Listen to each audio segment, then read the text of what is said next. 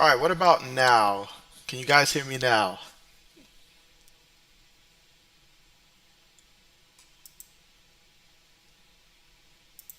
Let's see.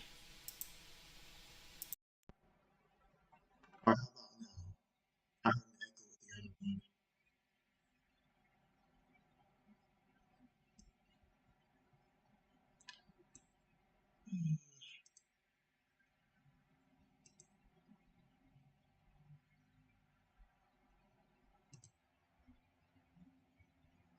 All right, so can you guys hear me now?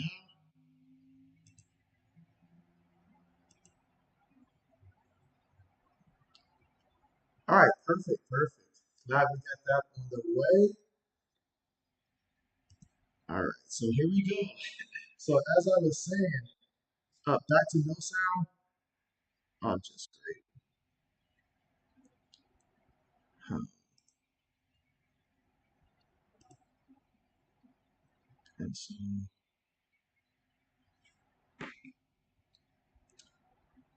all right, and so we've got Braden here, Carmichael. All right, can you guys hear me now? Hopefully that fixed it. Let's see, Lewis says on and off. Let's see. All right.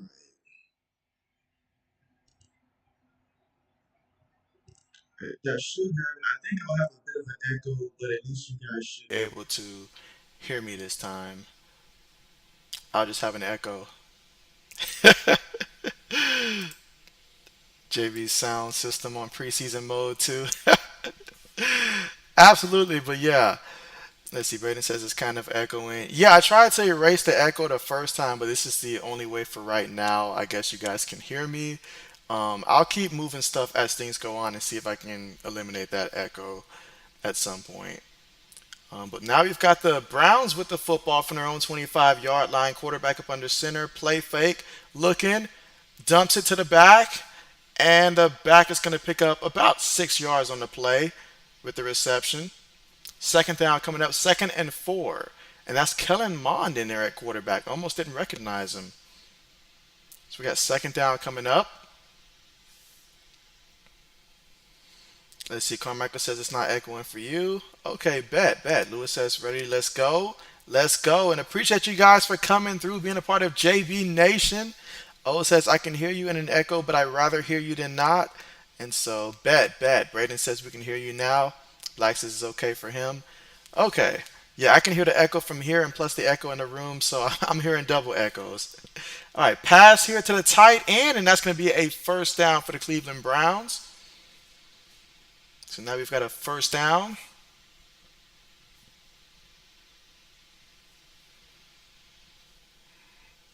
Let's see. Carmichael says, JB, how did moving go for you? And so I'll tell you what, Carmichael, it was a lot of driving for JB, a lot of driving. And so JB hopes to never have to do that kind of a trip again. But everything went pretty good. Everything went pretty good. And as you can tell, a little bit of a different setup here. That's why you'll see me looking right, looking left, and stuff like that, as if I'm Peyton Manning trying to audible the play or something like that. But a bit of a different setup. But I'm trying to make it work. Use the preseason to test things out.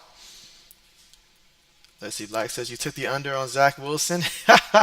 Hey, I thought about it. I thought about it. I did think about it, but I figured they probably would play him a whole quarter probably.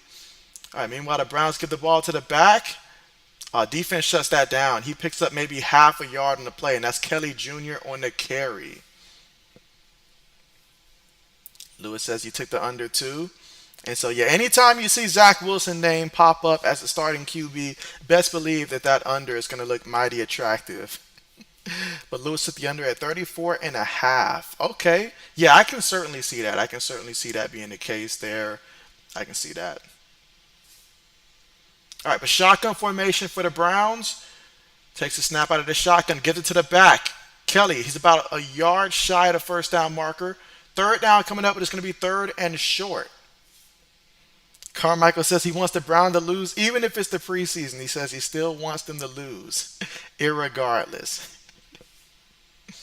Meanwhile, you see Deshaun Watson on the sideline. And of course, don't expect to see too much of him in the preseason. Let's see. Lewis says, look for a lot of flags. You already know there's going to be a ton of flags, Lewis. You already know. Quarterback up under center, multiple tight ends, play fake, and there goes a flag. Threw it to Kelly, though, and so Kelly has some space to operate. Too bad it may not count, but let's see what this penalty is going to be all about. Now, I do remember last year when Kellen Mond was with the Minnesota Vikings and we did a preseason stream, and that man got hit more than any other quarterback I've seen all preseason last year with the Minnesota Vikings. It was crazy. Let's see, Carmichael says, JB, how the Pats training camp been going? And so, well, I'll put it like this, in terms of our training camp, it seems like, a couple of our key guys, sitting out due to injuries and stuff like that. The offensive line's looking kind of thin. Mac Jones is he's having some good days and stuff like that, and he's having a couple days where he's not. I'm hearing Christian Gonzalez is getting lit up like a Christmas tree, too much for my liking and stuff like that, but I know it's training camp, so he'll get better, but I'm hearing too much of that. Hearing a couple good things about, some of the younger guys that we did bring in, so I'm hearing some good stuff. I am. Let's see, Lewis says Patriots still fishing. I tell you what, Lewis, if we bring in one more running back for a visit who does not end up on a contract, I'm going to tell Bill, look, visits are not just to introduce yourself. You're actually supposed to sign somebody.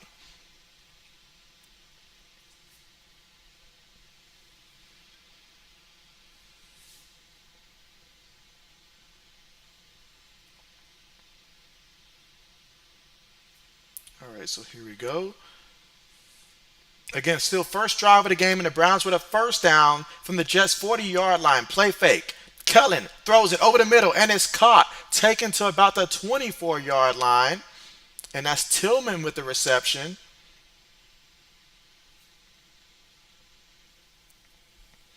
Let's see, Braden says, you wonder where D-Hop is going? That is funny. That is funny, Braden. That is funny. I'll tell you what, he's not going anywhere deep in the playoffs. That's for sure. That's for sure. Carmichael says Kenny Pickett has had a pretty good training camp so far. And so, yeah, I seen George Pickens had one catch over Joey Porter Jr. That was insane. I did see that. So that was a good sign. Anybody get the ball to Kelly off the left tackle, and he's brought down, and that's going to be a loss of about half a yard, maybe back to the line of scrimmage. Second down coming up.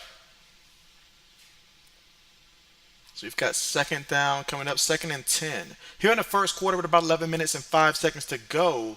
Browns again still with the football, first possession of the game, and they've been moving it. Let's see if they can get in the end zone. And again, Cedric Tillman, University of Tennessee, in which he got over 1,000 receiving yards, 64 catches, and about 12 receiving touchdowns last season. Kellen Mond in a shotgun for Cleveland. 24 yards away from the end zone. Looking. Dumps it down to the back, and the back drops the ball. That's going to be incomplete. Third down coming up, and we got 3rd and long coming up. Let's see. Braden says Jordan Love has been doing good in training camp. And so, okay, bet. I mean, it's great for him to have a full training camp to, get acclimated and stuff, to be the guy. So I'm looking forward to seeing what type of season he's going to have, as obviously he doesn't have a lot of room after this year. If he doesn't make it happen this year, he could be out of there. So he's got to go out there and show them something this year. All right, 3rd and 10. Takes the snap. Offensive line struggling, and he's brought down for the sack. That was number 47 there that brought him down, Huff. So we got 4th down coming up for Cleveland. So what started off as a promising drive there gets stalled out, and 4th down is going to come up for Cleveland. Again, still first quarter, 10 minutes and 22 seconds to go. And so, Edward, what's good with you? What's good with you? You say NFL football now. And so, yes, we have finally made it, even though it's the Hall of Fame game. So we're all smiles this week, maybe even next week. But after a while, we'll be ready for the regular season. But just knowing that we're talking about the NFL makes me happy. All right, field goal attempt, 49 yards out. Cade York, ooh, he missed that one. Yeah, badly. So he missed that. So no points for Cleveland off their opening drive. And again, snap was good, hold was good, the kick was not good. Lewis says, they're off to a good start. Carmichael says kickers already missing field goals. Yeah, now's not the time to be missing field goals. Quick way to get replaced. But again, we are at the commercial now. And so Kellen Mond, he was actually pretty good. 4 of 4 passing for 27 yards. Then you've also had Kelly on the ground. He had 2 carries for 9 yards. And the rookie receiver from Tennessee, Tillman, he had a catch for 15 yards on that drive as well. But ultimately ended up getting nothing off of that drive after a 9 play, 44 yards, 5 minutes and 4 seconds off the clock type of possession.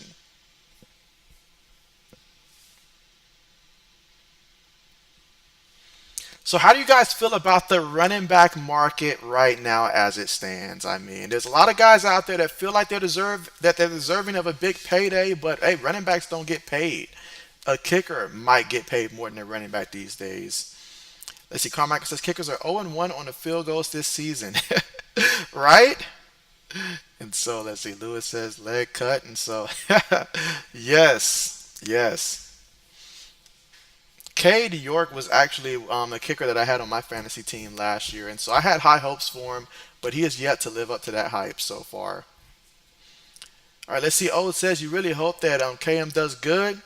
He's a good kid, and in my opinion, would be a great quarterback too. And so, yeah, I've been rooting for the kid. I was rooting for him last year in Minnesota. Really thought from what I seen from him at college and stuff like that, I thought that he could have been that kind of guy that had a breakout season and stuff. But when he did get the chances, which wasn't a lot of opportunities, honestly, the offensive line did not protect him. But I'm excited for him. I am excited for him, and all the quarterbacks that Cleveland have on their rosters are guys that I'm like, okay, like I like what they did at the college level, so I'm rooting for him.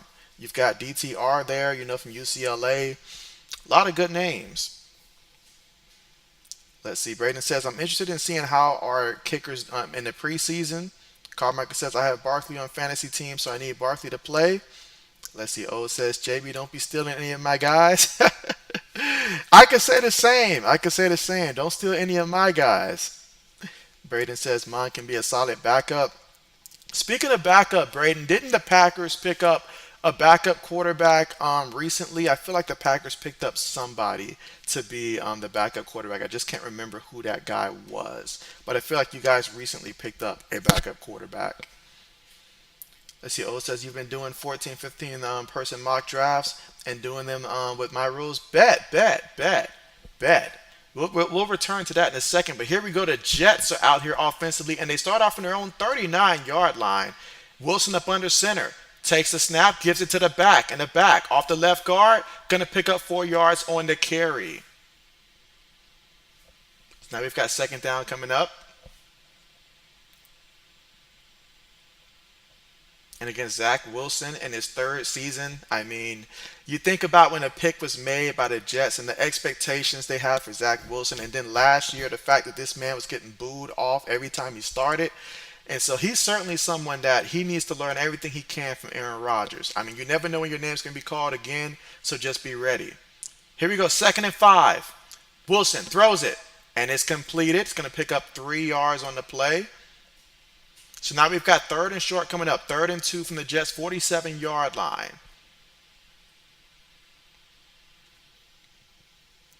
Let's see, Lewis says, players already after losing coin toss. Yes, you say they signed on the Stallions quarterback Alex McGo. That's right, it was Alex McGo. That's right. How could I forget that? How could I forget that? And so you say we stole him from you. I think that was intentional, Braden. I think you made the call with that move right there. Thought I wouldn't notice. All right, 3rd and 2, shotgun. 4 receivers, 1 back. Making adjustments on the line, less than 5 seconds here on the play clock. Takes a snap. Wilson looking to the left. Still in the pocket. Spins. On the move. He tried to scramble. He really did. But he hit the floor at the line of scrimmage. So now 4th down coming up. How you going to make a move like that? Even Aaron Rodgers is looking like, even right now, I could have got that 1st down. I mean, what are you doing, Wilson? What are you doing? Let's see. Carmichael says Wilson still sucks. Let's see. Braden says, Carmichael, you're brutal. Oh, it says the Browns need to get a new stadium. They look like a college or a rich high school stadium. Lewis says players get cut after losing coin toss. And so, Lewis, that would be brutal. That would be brutal. But here comes the punt team for the Jets. And I guess the first punt of the NFL preseason. Punt's on the way. Catches it at the 5. Tries to get outside, cuts up at the 10, brought down at about the 12-yard line, and that's where Cleveland will take over for their second offensive possession of the game. Again, the score right now 0-0 here in the first quarter with 7 minutes and 44 seconds to go here in the first.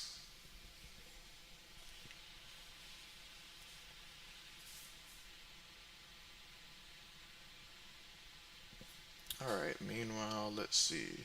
So on that drive right there, Wilson, he completed one pass out of one attempt for 3 yards on that one. The back, he had a carry for 5 yards as well. But ultimately, they weren't able to pick up a first down. And quite frankly, you're going to have to move the ball here, especially if you're Zach Wilson. Show them a little something here. Let's see. Braden says, we cut a player last week on his birthday. Braden, that is that's very Bill Belichick like right there. That is very Bill Belichick right. It's like give him a birthday card and be like, happy birthday, and I'm gonna gift you with the freedom to choose where else you want to go because we're gonna let you go. Let's see. The Mad Chatter, what's good with ya? How are you? And you say, JB, I've fallen victim to the bottle and drink. I'll tell you why that is. It's because we haven't had a lot of football to keep us occupied. But that's going to change, Mike. That's going to change. We're about to get football in full gear here. So looking forward to seeing how things are going to play out, honestly. Let's see. Old says, so New England is waiting to see what Cook does. If he goes to the Jets, then Zeke will be a Patriot. So all right, so I was a little curious about that because from the reports that I've seen, I thought it was just looking like Cook was for sure gonna go to the Jets. Is what it was seeming like as of late. So I just assumed he was gonna go there. But if there's still a chance, I mean, I'm not getting my hopes up at all. But it seemed like the visit with Zeke did go pretty well there for the Pats, and I don't think we're gonna have anybody competing for the services of Zeke. So I could see that. Let's see, you say unless the Dolphins bring him in, and then Fournette will be a Pat. Let's see, Old says. However, if Cook does go to the Dolphins, Zeke might go to New York, and that means Fournette a Patriot. So it's looking like odds are it's either going to be Zeke or Fournette is what I'm thinking. Let's see, Matt says, I'm sorry, it's because I'm watching Wilson. Hey, he'll do it to you. He'll do it to you, but I tell you what, in the regular season, though, if you see Wilson's going against you, you'll love that. You'll love that. As he come back and says, school starts the day after my birthday. And so, well, happy birthday in advance. And I know you're looking forward to school again. Are you ready for another year of football this year? Let's see. O says, what's good, Matt? All right, so returning here from the commercial. All right, from their own 12-yard line, shotgun formation. 4 receivers, 1 back. Kellen Mond making adjustments. Again, Kelly is the back. Takes the snap. Gives it to him on the draw. Kelly, nothing but space. Makes one guy miss. Gets the first down. Picked up about 11 yards on the play and a first down for Cleveland. Now, last drive out there, they were able to move the ball. Took off 5 minutes in terms of time of possession. And so they've shown that they can move the ball. But let's see if they can finish this time out there. Let's see. Mad Chatter says the XFL would not bring in Zeke. Carmichael says, JB, I actually am kind of ready for school. And so that means you've had way too much time on your hand. But hey, there's nothing wrong with that. That school can be exciting. It's all about, taking advantage of those opportunities and stuff. Whole new season, all of that. So I'm excited for you. Meanwhile, they snap the ball, give it to the back, and the back found nowhere. But there is a penalty before he's eventually brought down in the backfield. But there is a penalty. Let's see. Braden says it's the first time the Jets have played on NBC since the butt fumble. LOL. Are you serious? Let's see. Mad Chatter says Christian McCaffrey stinks at quarterback. Oh, it says JB. In my opinion, New England should do 3 things to fix the tackle problem. All right. Let me know what they are. You said sign either Andrew Norwell or DJ Flunker. Okay. Carmichael says I've had way too much time on my hands, and so oh man, I'm jealous there. I am jealous there. All right, but here we go. So we've got Kellen Mond up under center. Multiple tight ends, 2 receivers, 1 back in the backfield. Tight end goes in motion. Ball at their own 27-yard line. Takes a snap. Play fake. Throws it, and it's incomplete. Incomplete. He threw it there for one of his tight ends. Incomplete. Good coverage. I mean, he's dumped it off to the back so much, I literally thought he was about to dump it to the back again. Mad Chatter says, Carmichael, if you play football, score touchdowns. Hey, that's what we do. Braden says, yes, can't wait for your fantasy draft, JB. Braden, I'll tell you what, Braden, of everybody that's in the draft, it has been me trying to guess and anticipate what you're going to do based upon where you are positioned in the draft, like a couple spots behind me. But I know after that turn, it'll be you picking twice. So I'm always trying to anticipate what will Braden do, because I know that's going to have a big impact on what I do. Because I'm like, if he knows I'm going after a guy, he's certainly going to try to steal that guy from me. So I'm watching you, Braden. I'm watching you. Every move that you make, I'll be ready.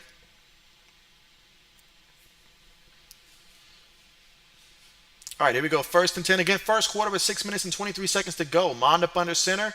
Takes a snap. Play fake again. Pressure in front of him. And that time he threw it incomplete near his tight end there. But that time pressure all up in his face. He had no choice but to get rid of the ball. Second and 10 coming up. Let's see. Mad Chatter says Mon stinks too. And you say, do Jets have Kelly Drip? And so that is a good question there. I believe so, but let me double check that.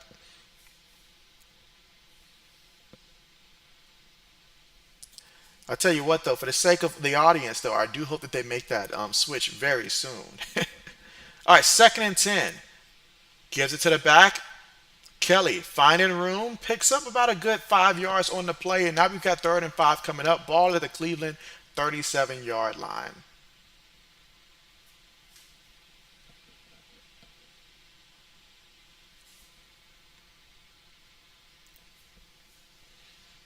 All right, let's see. Lewis says the Browns are moving the ball. Let's see. O says have Michael and when you play right tackle and then have a rookie play right guard. And so, okay. And you know what? We've seen from years in the past where Bill will not mind going into the regular season and switching it up to see what works the best. I remember one year it felt like we had two lineups on the offensive line where he kept just subbing all season. Third and 5, penalty already. So Mon's going to throw it up there, and ooh, his tight end, or I'm sorry, his receiver did not know what to do with the ball that time. But it was a penalty anyways.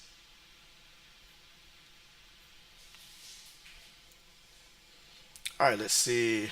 Braden says, well, I'll try to steal all the players you want then. Well, if that's the case, Braden, I'll try to want all the players I don't want. So you'll steal the ones I don't want. Carmichael says, I still ain't got to get stuck with Derek Carr again. And so, hey, you never know, Carmichael. You never know. You never know. But no, we've got less people in the league. So I'm thinking at least, since we reduced it from, let's see, how many people are we at now? We're at like 16. So, yeah, that's like four less teams. So that's probably like eight more available quarterbacks than what we had last year. Let's see. Mad Chatter says, is Wilson XFL good? And so, oh man, XFL good. That's I I could somewhat see that. I could somewhat see that. But I'm trying to give him the benefit of the doubt of making it as a backup quarterback. But if he shows me nothing, then yeah. All right, look at that. He muffed the punt. Ball went out of bounds at the 5, and he knows that's an opportunity that you got to take advantage of right there. Especially special teams. That's how a lot of guys, make their name in this league. So you get an opportunity like that, you got to be able to catch it and take it all the way. Braden says, also hope I draft better this year. Who were some of the guys you drafted last year that let you down? I can think of a couple right off the top of my head that let my team down. And again, we're at the commercial right now. When we come back, it will be the Jets with the football. And so, hey, if you're like Lewis and you took the under in this game, you are sitting back feeling very good about how this game is going so far. Matter of fact, you're probably hoping that both the coaches don't make any adjustments anytime soon. Let's see, Lewis says JB drafting a kicker first overall. And so I would never, I would never, Lewis, never.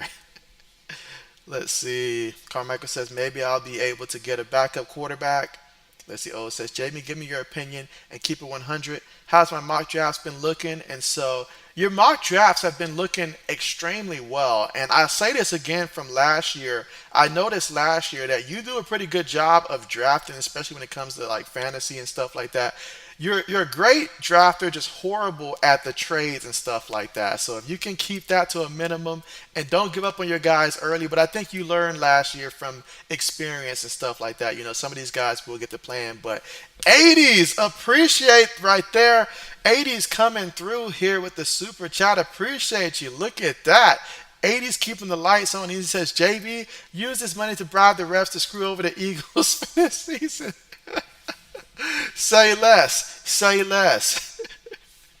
Say less. As of right now, I can save it for about the NFC Championship game because I believe that the Eagles will at least get to the NFC Championship game again. Obviously, injuries and stuff like that. There's a lot of things that can play out, but I see the Eagles at least getting that far. I say at least and stuff like that. So we'll see how things play out.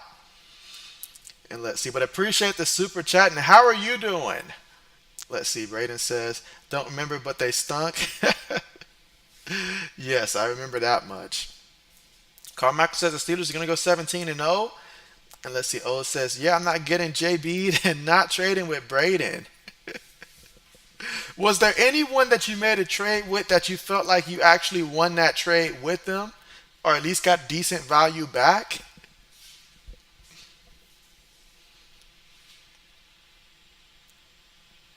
And again, we are still in the first quarter scoreless in this one. Let's see. Eddie says, hello, Braden. Braden says, come on, old man. Carmichael says, old man, you going to trade with me? Let's see. All right, so here we go. They snap the ball and gives it to the back, and the back picks up 2 yards on the play. Let's see. Oh, let's see. Oh, it says One Piece. And so that's right. That's right. That's right. Hey, she made more trades than I've seen anybody ever make in any fantasy league and stuff like that. So, yeah, that was a lot of trades last year. All right, so let's see what's coming up here. Again, that was a 2 yard run. All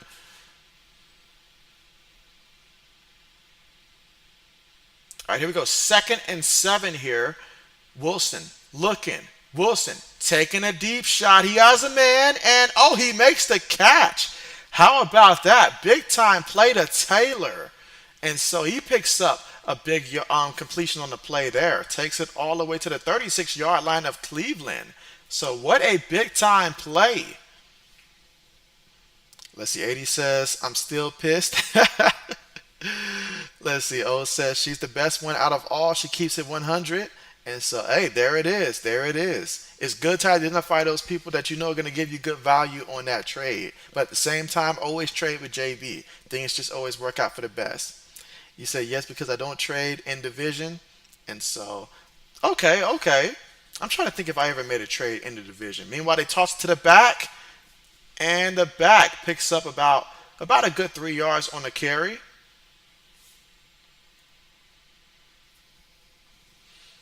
Let's see. Carmichael says, come on.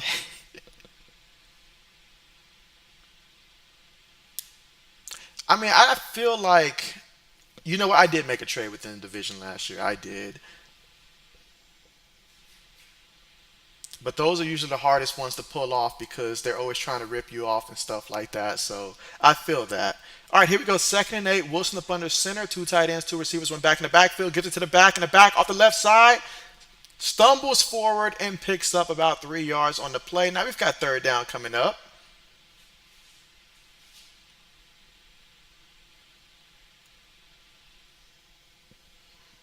And so, well, I tell you what, Lewis is hoping that this drive stalls out right now.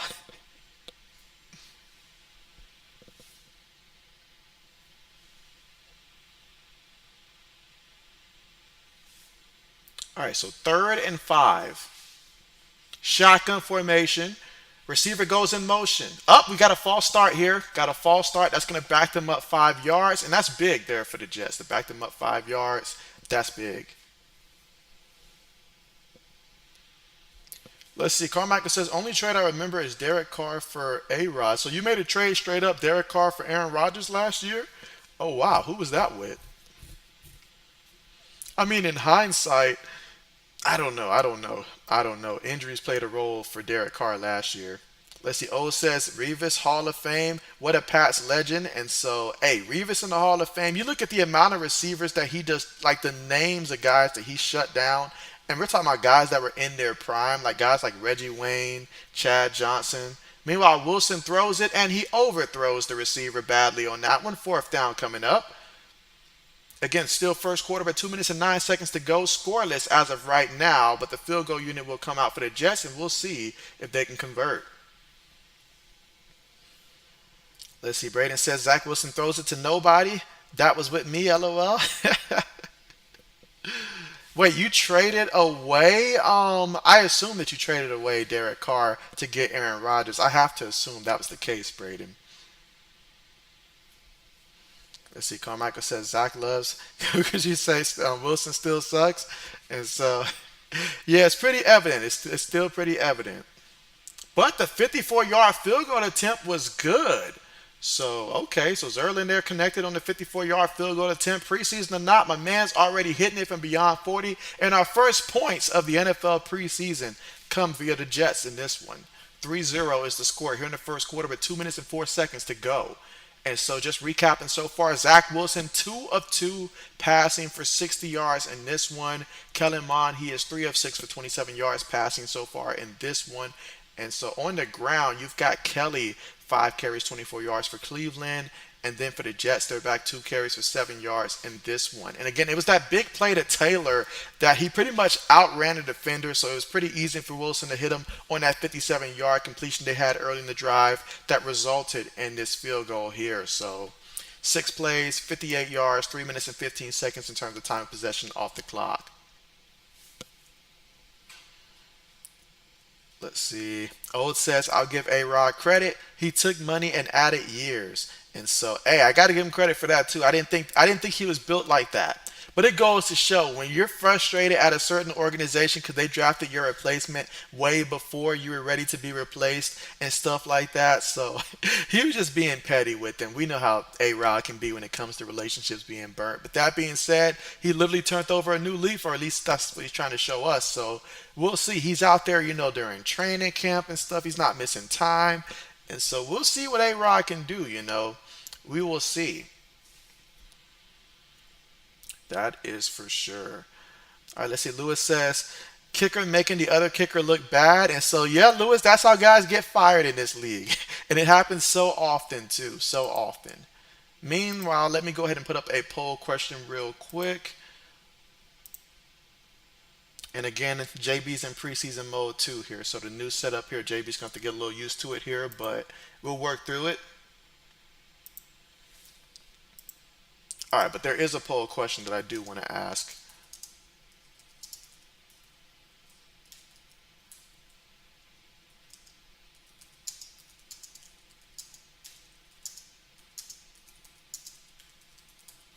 All right, so give me 1 second to type up my question.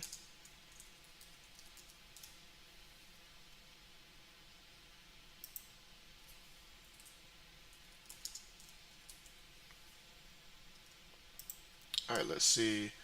Old says, and doing everything the Packers wanted him to do, but I don't agree that Packers didn't bring A-Rod enough weapons. He had a top three receiver his whole career until last year. Green Bay was willing to build it over backwards for him with anything except using that first round pick on a receiver. But when you use that first round pick on my replacement, we're gonna have bad blood every day since, and I'm gonna play good just to show you that hey, you need me, but I'm going to drag you through it for as long as I can. That's exactly what Aaron Rodgers did to Green Bay. Let's see. O says, JB, we need to get you a sports sponsor. And so, hey, JB would love that. JB would love that. But I will say this, though. JB is going to definitely look forward to being more consistent here. JB's feeling a lot better than I was last year during this time. So I am looking forward to all the upcoming streams. Planning on doing even some college maybe throughout the week as well when college football starts. So it won't just be the weekend. I'll try to at least get a good 4 or 5 days per week. Meanwhile, on the end around to the receiver, it takes it all the way to the 30-yard line.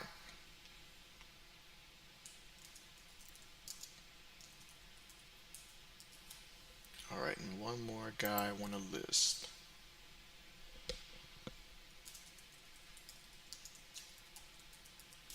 All right, so here goes the poll question. All right, so the poll question is which receiver will have the best year two this season? And again, I gave you four candidates to choose from here, but again, these receivers entering into their second year, whether it's Christian Watson, whether it's Drake London, Chris Olave, Garrett Wilson, of these four receivers, which one do you feel is going to have the best year two? I see Drake London first. I see Christian Watson. Okay, that was quick. I know Braden got that one in there quickly.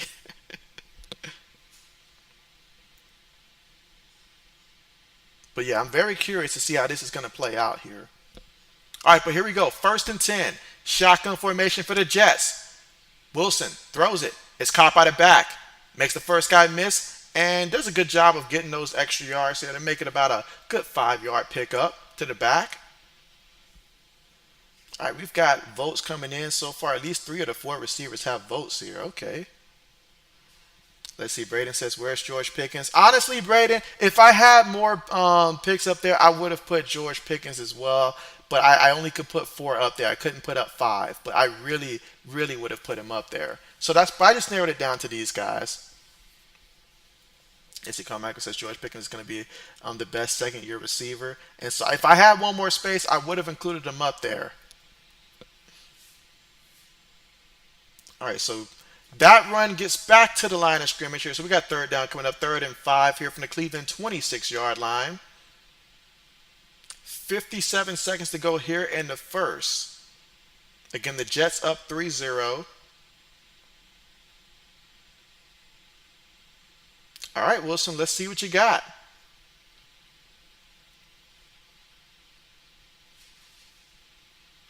All right, shotgun formation, trips the bottom of the screen. One receiver at the top. Tight end goes in motion. 3 seconds on the play clock. Takes the snap. Offensive line gives him time. Oh, ball was tipped. Incomplete. Incomplete. Tipped across the middle. And that's going to bring up fourth down. Let's see. Matt Chatter says, "Why blew it not? Why blew it in not in the NFL?" Let's see. Matt Chatter says Gabe Davis, and so Gabe Davis is not in his second year. And let's see. Old says no Thornton. Good. I believe he's a bust. Well, Old, if I had an option to put 10 names, probably 12 names up there, then maybe Tyquan Thornton would have made that list there. But yeah, we was a ways away from me including him up there. He just got to go out there and show me that, he can be healthy. Guys like him, guys like John Mechie and stuff like that, I'm just looking forward to seeing what they can do this year, but I wouldn't hype them up. Sky Moore, guys like that, I just got to wait and see on those guys, honestly. All right, so let's see. Carmichael says George Pickens, then Watson, and Wilson, then Olave. And so, okay, okay, okay, okay. Right now, Christian Watson is leading the poll. Let's see. Oh, it says, "No, you don't have to say nothing. He's a bust." Carmichael says Calvin Austin has been showing his speed in training camp. And so, hey, that's certainly someone that I do want to see how that progresses there. And also that guy with the Chiefs, John Ross, the former receiver from Clemson, who last year, prior to the draft last year, I thought he was going to be drafted probably as early as third, but most likely about fifth round ish, somewhere around that range, but did not get drafted due to other concerns and stuff. But just seeing that he's getting acclimated with the Chiefs, hearing good things about him. So I want to see how the Chiefs' depth chart is going to play out. Let's see. Braden says Randall Cobb's going to be a great second year receiver. Yeah, in the retirement league. Let's see. You say should have been Pickens or Sky Moore. Kickoff on the way. Got it at the 5. 15. Trying to break it outside. 20. Takes on the contact and goes down at the 25-yard line. And that's where Cleveland will take over after Hall brought him out to the 25-yard line on the return.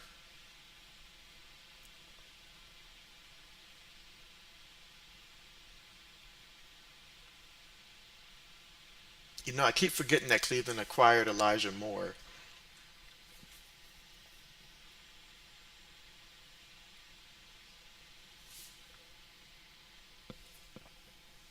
Let's see. Carmichael says, "I think Brandon Cooks is going to be the best rookie receiver for the Cowboys." It's a best rookie receiver. All right, they give it to the back off the left side, but he's brought down, picked up maybe a yard on the carry, and that's Felton Jr. with the carry. And that's going to take us to the end of the first quarter. So at the end of the first quarter, our score right now, Jets 6, Browns 0. So far, one thing's for sure, the Jets kicker, he's out here kicking it. Let's see, Carmichael says, I think Patrick Mahomes is going to be a bust. Why would the Chiefs pick him? Tell me this, Carmichael, who do you dislike more? Do you dislike Patrick Mahomes or do you dislike Nick Chubb more? Who do you dislike more? Let's see, Old says, however, it's okay because they got Demario Douglas, and he'll be receiver 4, and he will be fighting KB for receiver 3. And so I'm hearing a lot of good things from Douglas. So I'm rooting for the kid. I am rooting for the kid because we certainly need that. We certainly need someone else to step up. And again, we are at the commercial. Let's see. Carmichael says, but Josh Rosen would be better than Tom Brady. I'm sure that Josh appreciates that. All right, so you hate Patrick Mahomes more? Okay. I guess meanwhile now's a good time to try to see if I can fix this echo thing because this is just really getting to JB right now.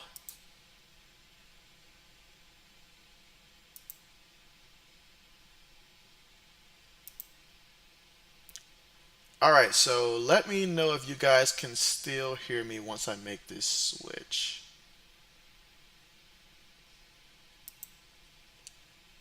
All right, can you guys? No, I still hear an echo. Never mind. Can you guys hear me now?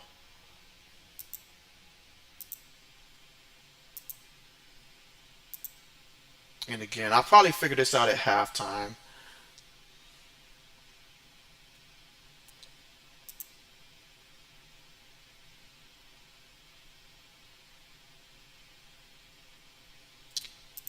All right, let's see if that does anything. No, I don't think that did anything.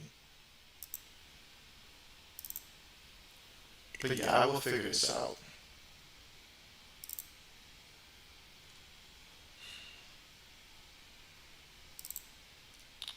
All right, meanwhile.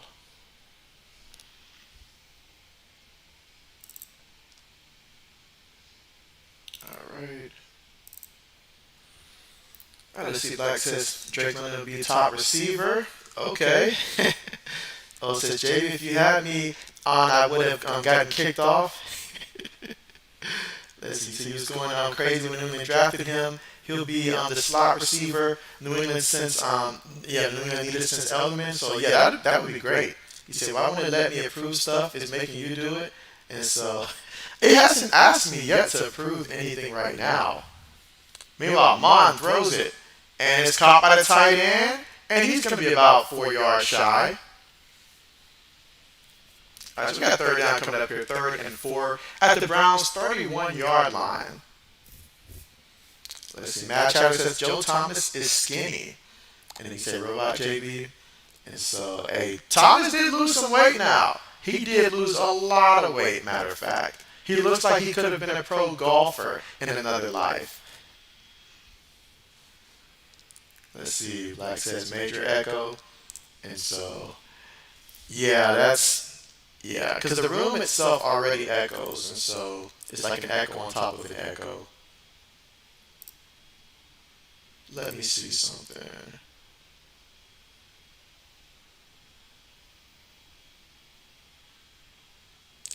Alright, so again, I'm going to see. No, that didn't do anything.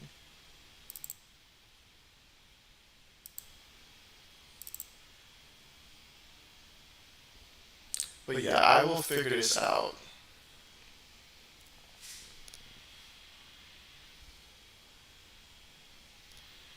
Alright, so here we go. 3rd and 3 out of the shotgun. Jets are showing pressure, but they drop back. Mon throws it, and it's caught by the tight end. It was a little bit behind on the pass, but tight end did a great job making the catch, and that's going to be a first down.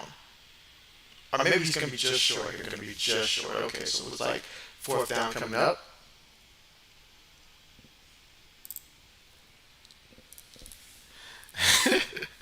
And Black says here, get a new mic. Yeah, it's the settings. I just gotta figure out what setting has been changed because I normally just leave it be, so I don't know what setting got changed. But I just gotta figure this one out. But appreciate the super chat. Let's see, punts on the way. Nice punt. Goes into the end zone there, and so, all right, so balls into the end zone.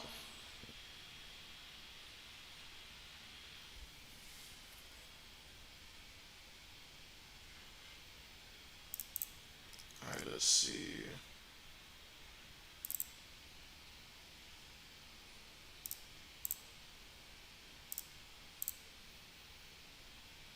All right, maybe this will do it.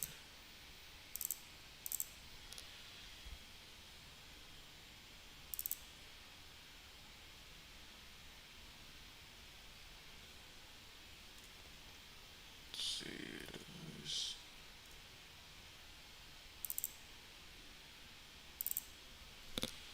All right, meanwhile, they give it to the back off the right side, and he's going to pick up 7 yards on the carry. We got second down coming up, 2nd and 3.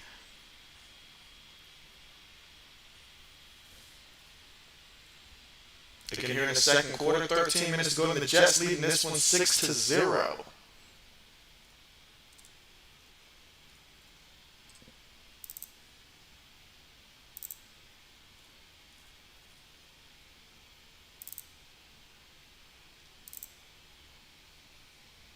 Yeah, I'll figure this out eventually.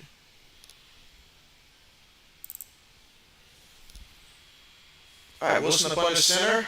One back in the backfield, 3 receivers, 1 tight end. Takes the snap up before he can get the play off there. They're calling him for delay of the game, it looks like. That's going to move him back 5 yards.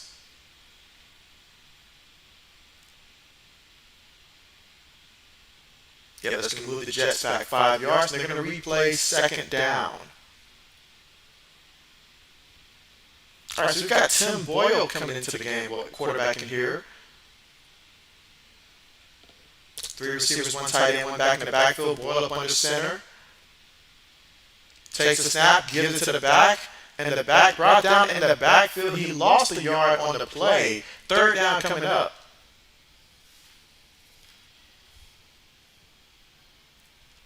Let's see, Carmichael says Jesse James caught the ball against the pass, should have been a touchdown. And so, hey, it was an incompletion. That's all I can say.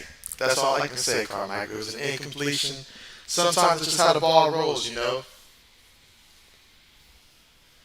Let's see, oh, it says Bill fans going at you strong today.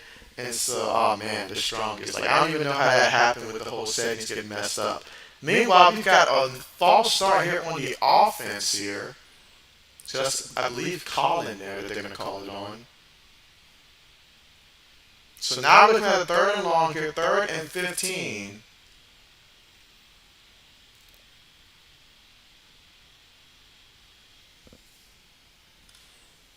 But yeah.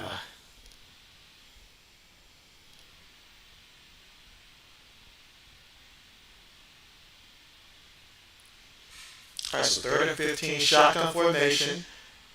Takes the snap, throws it, caught by the tight end, and he's going to be about 5 yards shy of the 1st down marker. 4th down coming up. Again, 2nd quarter here with about 11 minutes and 5 seconds to go here in the 2nd quarter. 4th down coming up.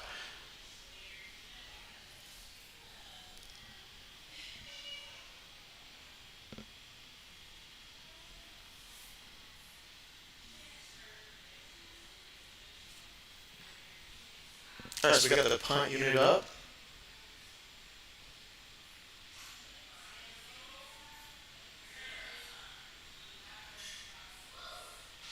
All right, punts on the way. Let's see if we get a return here by the Browns. Caught at the 25, makes the first guy miss. Shakes away from the second tackle, still on his feet and brought down.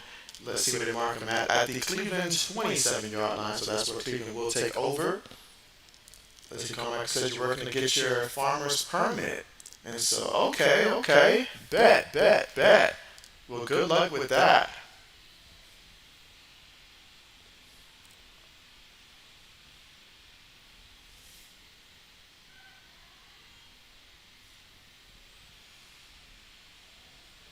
And again, we're currently at the commercial here, but the Jets lead this one 6-0 so far in this one.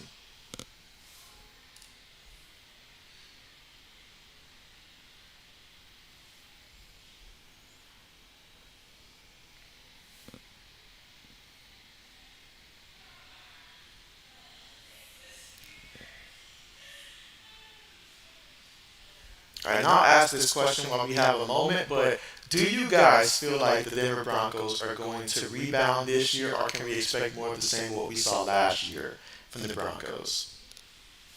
Let me know in the comment section.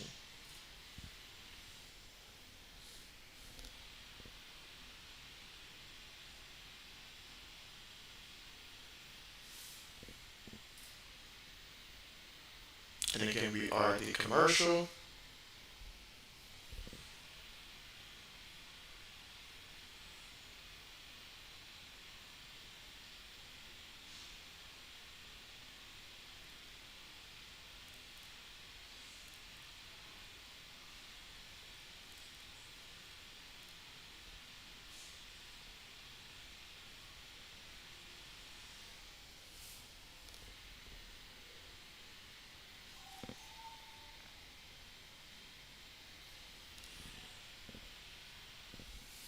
All right, meanwhile, let's see.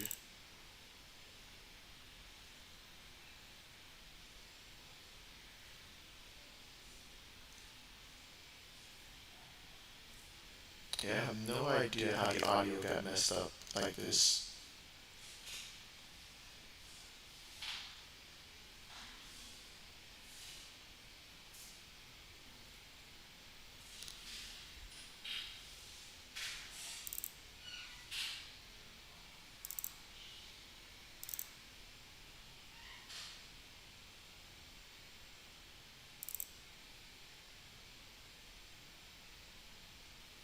All right, I'm gonna try something out, and you guys let me know if you can still hear me or not.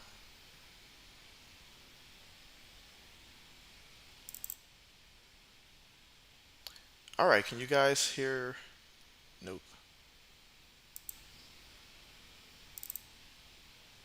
All right, can you guys hear me now?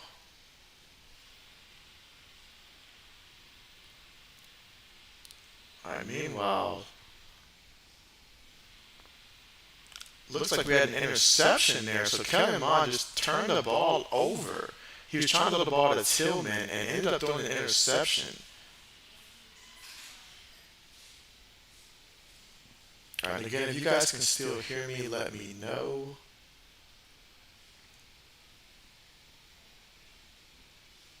All right, let's see. All right, so Braden says it's better now. Okay, okay, so I don't think I solved the issue, but I hope it is a lot better. Let's see. Oh, it says Bill fans are going after you strong again today. Carl Marcus says Denver Broncos are going to suck about as much as Russell Wilson says Broncos country, let's ride. Braden says it's better. Old says he knows he don't messed up. Why would you throw that? Should have thrown it away. And so, yeah, yeah. Those are the plays you just can't make because it's backup quarterback. You got to show the team that if they need to depend on you, you can come in the game and you can hold it down. That's essentially what you need from the backup quarterback. And with plays like that, you're not showing the team that. All right, but here we go to the Jets. Here's 2nd and 2. So after that turnover here, ball right now at the 20-yard line of the Browns. Quick throw right there and completion to the 10-yard line. Again, that's Tim Boyle there with the completion to Brown Lee. Picked up 9 yards on the play. So far, the Jets, they have 2 field goals so far in this one. But they're going to try to get the first touchdown in this one. Let's see what happens.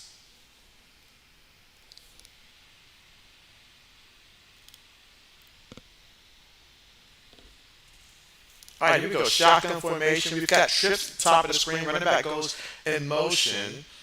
One receiver on the, I'm sorry, four receivers on the play. They give it to the back, and the back trying to get to the outside there, uses his speed, and he dives to the power line, and he gets it, and that's going to be a touchdown for the Jets. First touchdown we have of the NFL preseason. Let's see, Matt Chatter says, JB, is Miles Sanders still good? And so, is Miles Sanders still good? Miles Sanders, to me, represents a running back that's average to me because he comes with some injury concerns. And there's a reason why he started losing his role with the Philadelphia Eagles, I feel like. That being said, though, he's still a running back that's capable of getting you 700-something yards on the ground, I feel like, but you're certainly going to want to get a running back to complement with him, I feel like, because he's going to miss a couple of times with injuries and stuff. So, is he good? I give him like JB just barely calls it good, but I would not say elite or great. So good, perhaps. Extra point is good, so the Jets, they're up 13-0 right now. So they found a way to get into the end zone. So let's see how Cleveland is going to respond. Will Kellen Mond come out again, or will they take a look at a different quarterback? We will find out.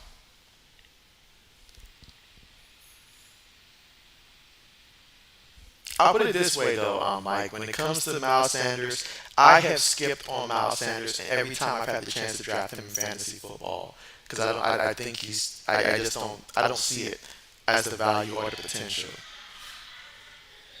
But he's in a good situation, though. I will say that his situation in Carolina, I feel like that's good for him to be in that role.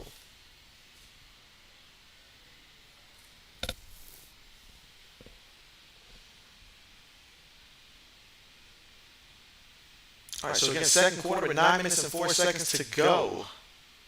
Jets leading 13-0, getting ready for kickoff. Kickoff on the way. Browns for the return. Gets it at the 5. It's at the 15. Makes a guy miss. And brought down at about the 29-yard line. That's where Cleveland will take over the football. And right now, they just want to get something going offensively.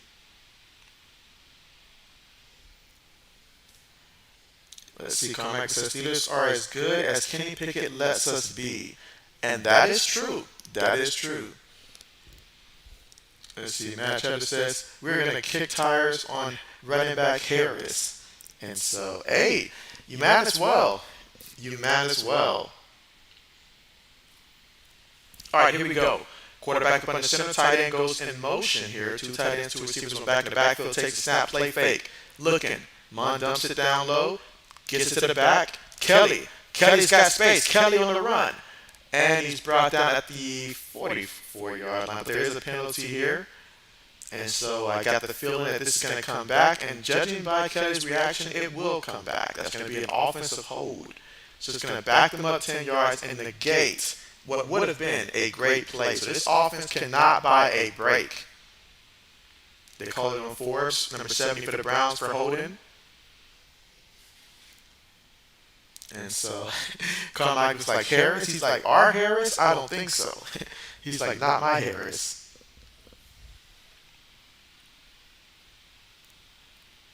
All right, so after that, we got 1st and 12 now.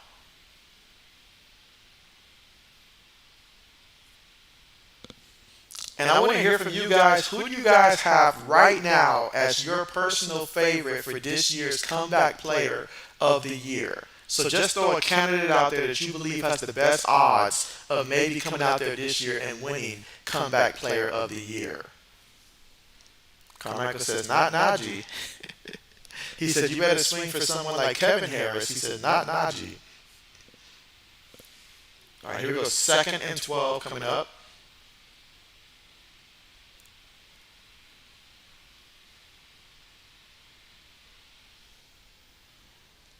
Let's see, Matt says, why did New England running back we got?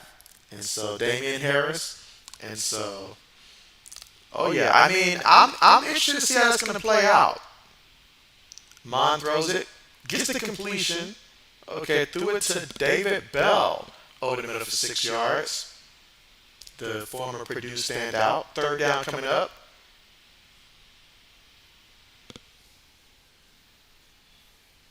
Let's see. Braden says DeMar Hamlin. Let's see. Matt Chatter says Boogie and Gabe. I want to know how is James Cook going to look this year for Buffalo. That is what I want to know. I know what fantasy wants me to think he's going to do this year, but I want to see how he does in year two. Meanwhile, another short pass here to Kelly, and Kelly takes it all the way to about the 45-yard line. I'm going to start calling him Kellen check down Mond if he keeps checking it down like this. But it's going to be a first down. I want to see him take a deep shot. I want to see him take a deep shot and test that arm out. He's been throwing it to the back like every play. All right, but first and 10, shotgun. Takes a snap, gives it to the back. Kelly made the first guy miss. Good job on that. And he's going to take it to about the 48-yard line. Took on the contact there. Under 7 minutes to go here in the second quarter. Again, the Jets lead this one 13-0.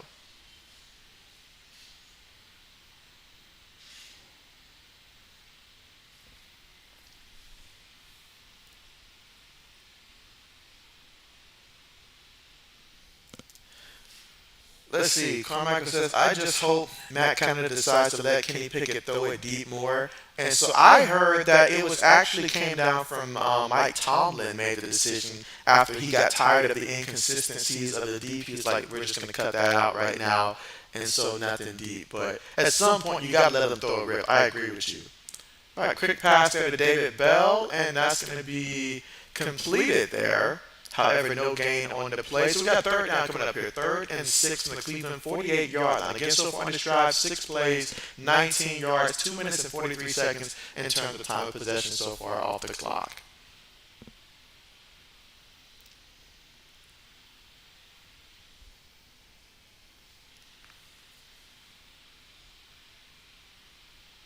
Let me ask you this, Carmichael. If your Steelers were in a position where they needed the Browns to win for the Steelers to secure a playoff spot, Carmichael, would you root for the Browns or would you just hope the Browns still lose and be like, we don't deserve to make it anyways? What would you do? Again, 3rd and 6 coming up. Let's see, Lewis says, timekeeper on preseason mode too. Ain't that a fact? Ain't that a fact? Ain't that a fact? Let's see, Carmack says, especially Kenny Pickett to Calvin Austin. And so, hey, there's a lot of guys I'm looking forward to seeing. I'm looking forward to seeing Calvin Austin out there. I'm looking forward to seeing Jameson Williams whenever we get to see him out there. I feel like the kid is always, coming back from an injury, suspension. I know he's still young, but I do want to see what he looks like on the field if they actually throw him the ball. We got 3rd and 6 coming up.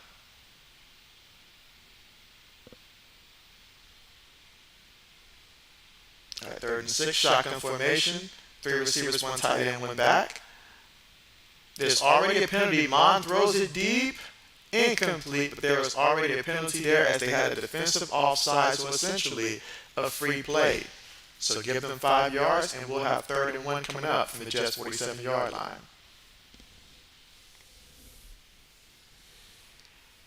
All right, let's see. Old says, I wish we had drafted Jones. We needed a right tackle. Old, we had ample opportunities to make that happen throughout the draft. And you know as well as I do how many times we passed on him. It was just disrespectful how many times we passed on guys like him, Washington. We passed on a lot of guys that we really had a chance to get.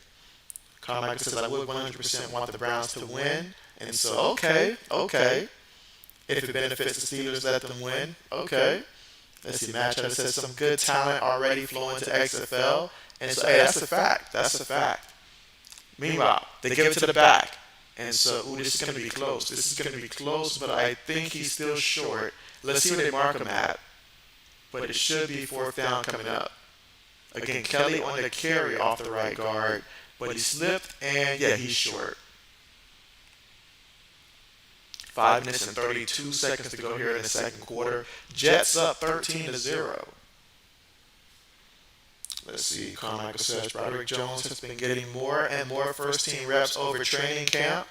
I was surprised that he was drafted as late as he was, but hey, sometimes you got to have a couple skills like that fall to you.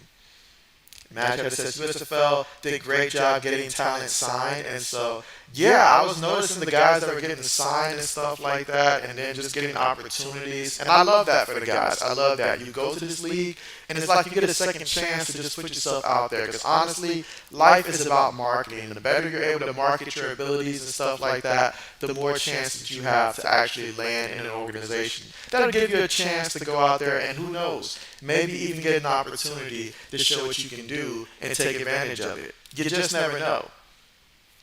Let's see. O says still don't know how he fell that far. Pat should have taken the risk. That's right. Him and the Browns would be crazy on. Him and Brown would be crazy on the same offensive line. All right, here we go. 1st and 10.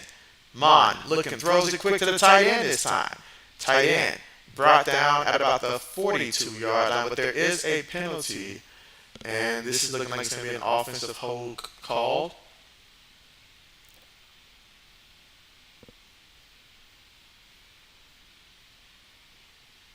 Again, 4 minutes and 24 seconds left to go here in the second quarter, with the Jets leading 13-0.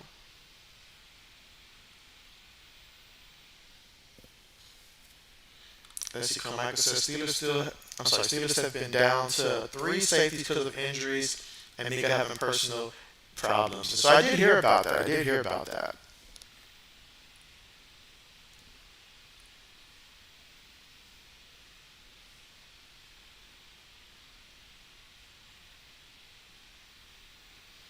How do you guys feel about the whole Jonathan Taylor situation in Indianapolis, and what's going on with Jonathan Taylor and the Colts? How do you guys feel about how that's playing out down there in Indianapolis? Will he be traded? If so, who would you like to see Jonathan Taylor traded to? All right, 1st and 20 after the penalty, and they give it to the back who tries to break it outside, cuts up. Okay, nice pick up there. Picked up about 9 yards. Again, that was Felton with the carry.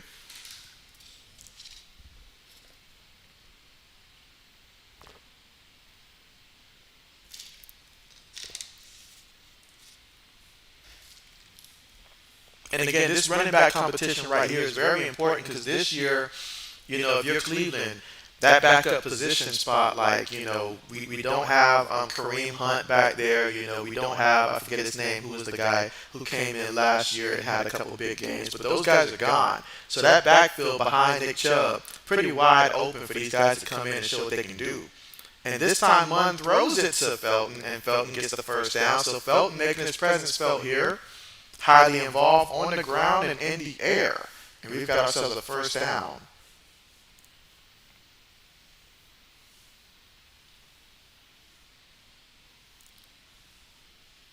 And again, this is the Hall of Fame game, but JB will be back the next time that we do have another preseason game, which should be next week, Thursday. So a week from now, JB will be back for that one.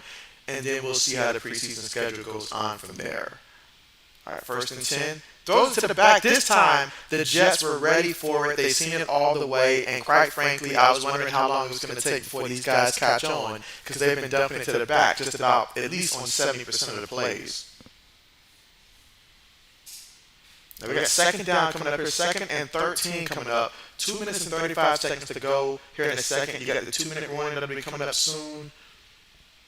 But Jets defense with an opportunity here to try to stop this drive. This drive has been going on now. We've got about 11 plays, 34 yards, 6 minutes and 30 seconds in terms of time possession off the clock. Shotgun here. Mon throws it.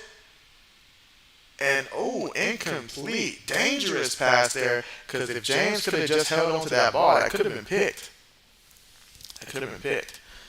All right, let's see. Carmichael says, I think if Jonathan wants more money, he needs to play. If he wants to be traded, he needs to play at least a couple games. Okay. He said, I've never gotten to holding out games, just play, and maybe you'll get paid. If not, test yourself in free agency. And let's see, Matchup says what Mr. JB says. Mr. JB says that it makes no sense that Indianapolis is so cheap. He said they have a rookie quarterback, and they need Jonathan Taylor to stabilize this offense, and he's done a lot for this team. So Mr. JB wants to see JT get paid.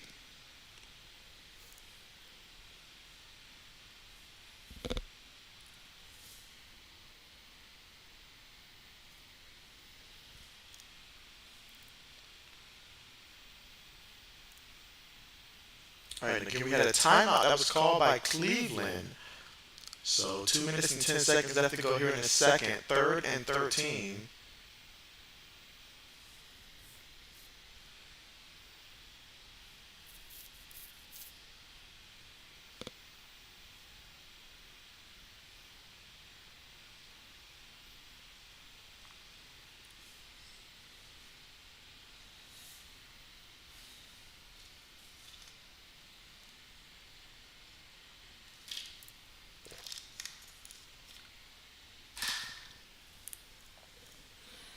Let's see, Matt Chatter says Coach owner is a joke. Meanwhile, 3rd and 13, Kellen Mond looking, actually throws it to a receiver. Oh, wow. And Tillman wide open. There is a penalty here. We'll see what the call is, but wow, that he was wide open. I could have thrown that pass.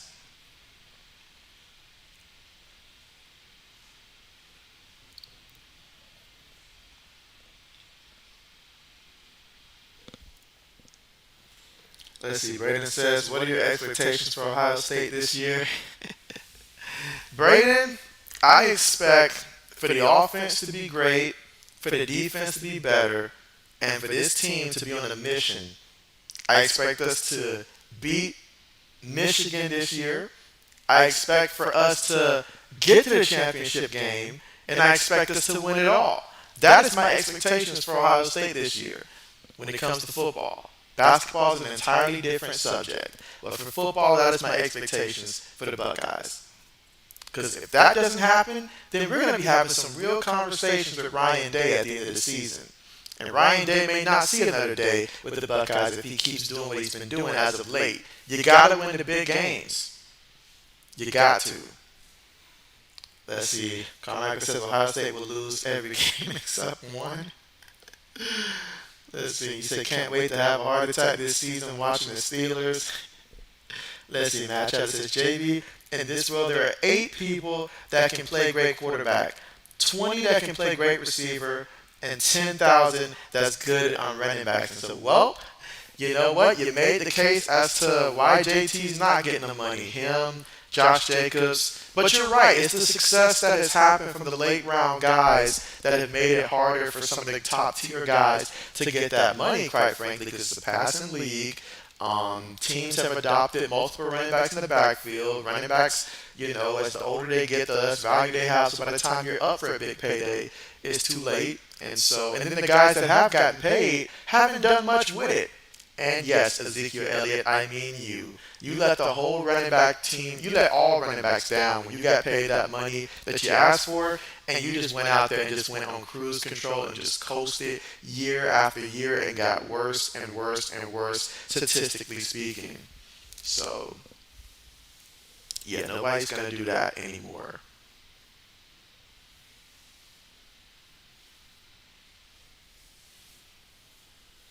Let's see, Carmichael says that Najee is top 8 when he is healthy.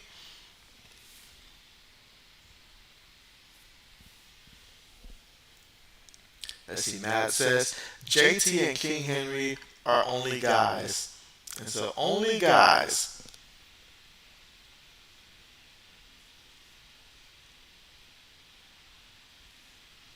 I mean, when you look at the teams that have won lately, I mean, you look at Kansas City. I mean, yeah, they have Pacheco, but I mean, really, Pacheco? I mean, it proves the point, like the guy comes in and he does the job. He just does the job. So when guys like that happen, it just goes to show, like, yeah, the NFL, you don't need to spend all that money on a running back in today's day and age. It's nice to have a really good one. Don't get me wrong, it's really nice. But the market, that's what it all comes down to, the market.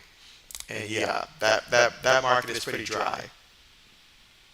All right, shotgun gives it to the back, and the back is going to pick up about 4 yards on the carry. 2nd and 6 coming up. That was Kelly on the carry off the left guard. A minute 45 left to go here before the half. And again, Cleveland just trying to get their first points of the game here today. Ooh, Carmichael said Todd Gurley. I was not going to go that far back.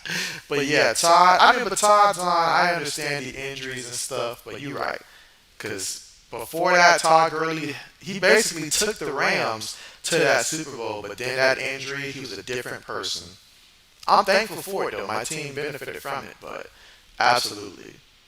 Meanwhile, they give it to the back on the carry, picks up a couple yards there, and now we're going to have third down coming up, third and about 3. Let's see. Braden says he wants to see DTR play. Same here, Braden, same here. And so I envision that at some point in the third quarter, we should see him come out there. Let's see. Matt Chatter says, which teams have the best O-line? And so, which teams have the best O-line? That is a great question. If anybody wants to chime in on which teams have the best offensive line coming into the season, at least on paper, that would be great.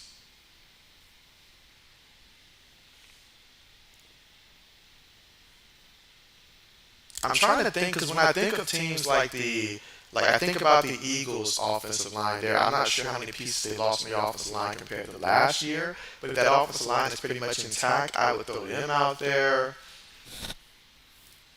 And in Cleveland, I mean, you look at what they can do on the ground and stuff. They've always been pretty solid in that offensive line. I know Kansas City spent all that money on the O-line. Let's see, Carmack says, I don't know, JB said he don't really look at the O-line. So yeah, I would throw those teams out there in terms of teams with good offensive lines. I'm hesitant to say the Cowboys. Let's see, Matt says the Eagles and Chiefs, and so hey, the two teams that got to the Super Bowl, offensive line will take you places. All right, here we go, first and goal, play fake. Mon throws it, caught by the back, and Kelly's gonna get to the end zone for the first touchdown for the Cleveland Browns. So 17 plays, 71 yards, 8 minutes and 33 seconds in terms of the time of possession off the clock. And right now, with Kelly Mond in there, these running backs are getting worked.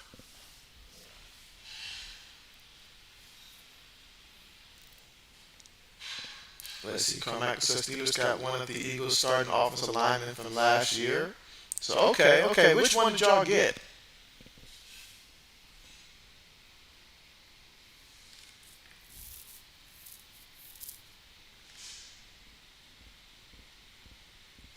All right, let's see if York can convert on this extra point. And, all right, they say it's good, but my man, York, I mean, that's close. It don't get no closer than that for an extra point. That was close.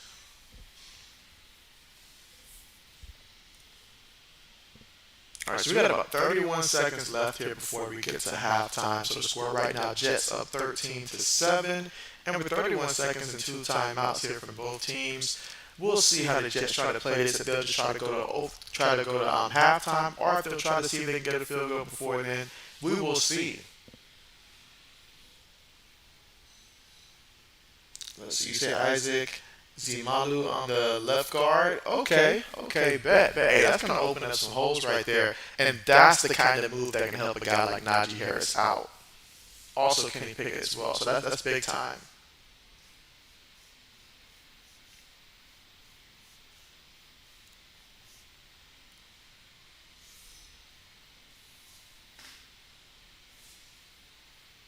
And again, just 31 seconds until we get to halftime. So kickoff's about to be on the way.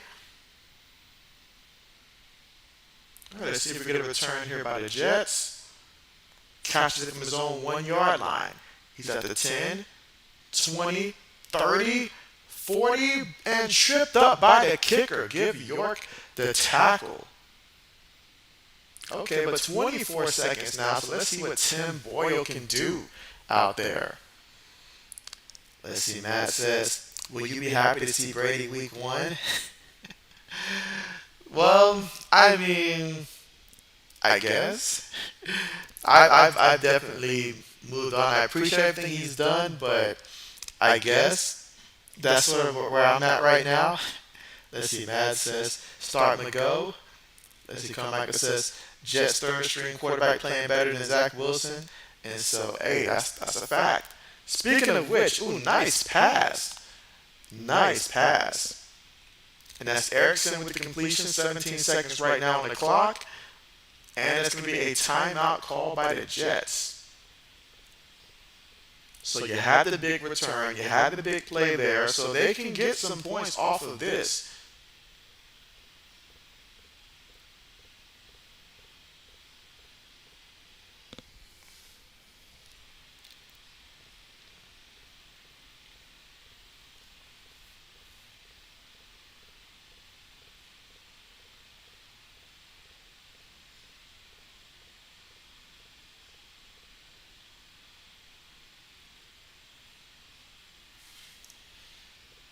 All right, so here we go. Shotgun, 1st and 10.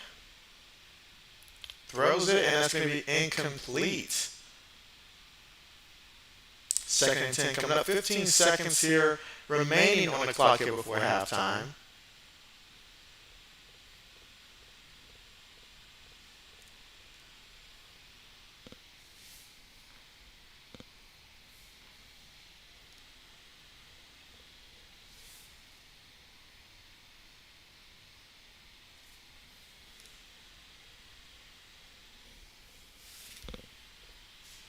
All right, so 2nd and 10. Shotgun, Boyle looking, going to take a deep shot towards the left. Incomplete. Overthrew his receiver, and that was Brown Lee, the intended receiver. So now we've got 3rd down coming up here, 3rd and 10, and with 9 seconds left to go, you got one timeout, 9 seconds here, so you can take another shot in the end zone.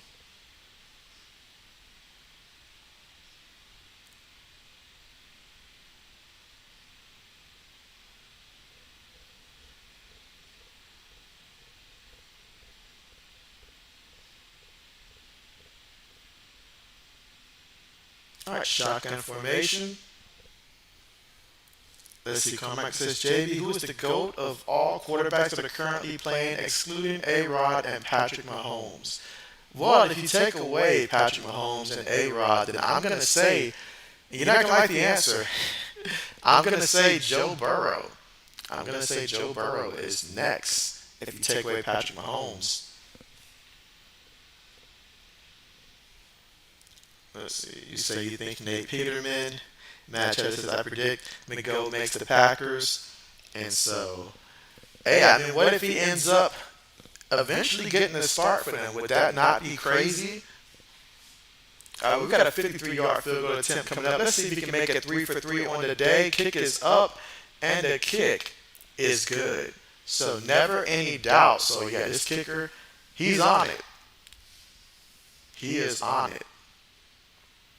So the Jets will lead this one. They'll get the football first in the second half, but they lead this one 16-7 currently.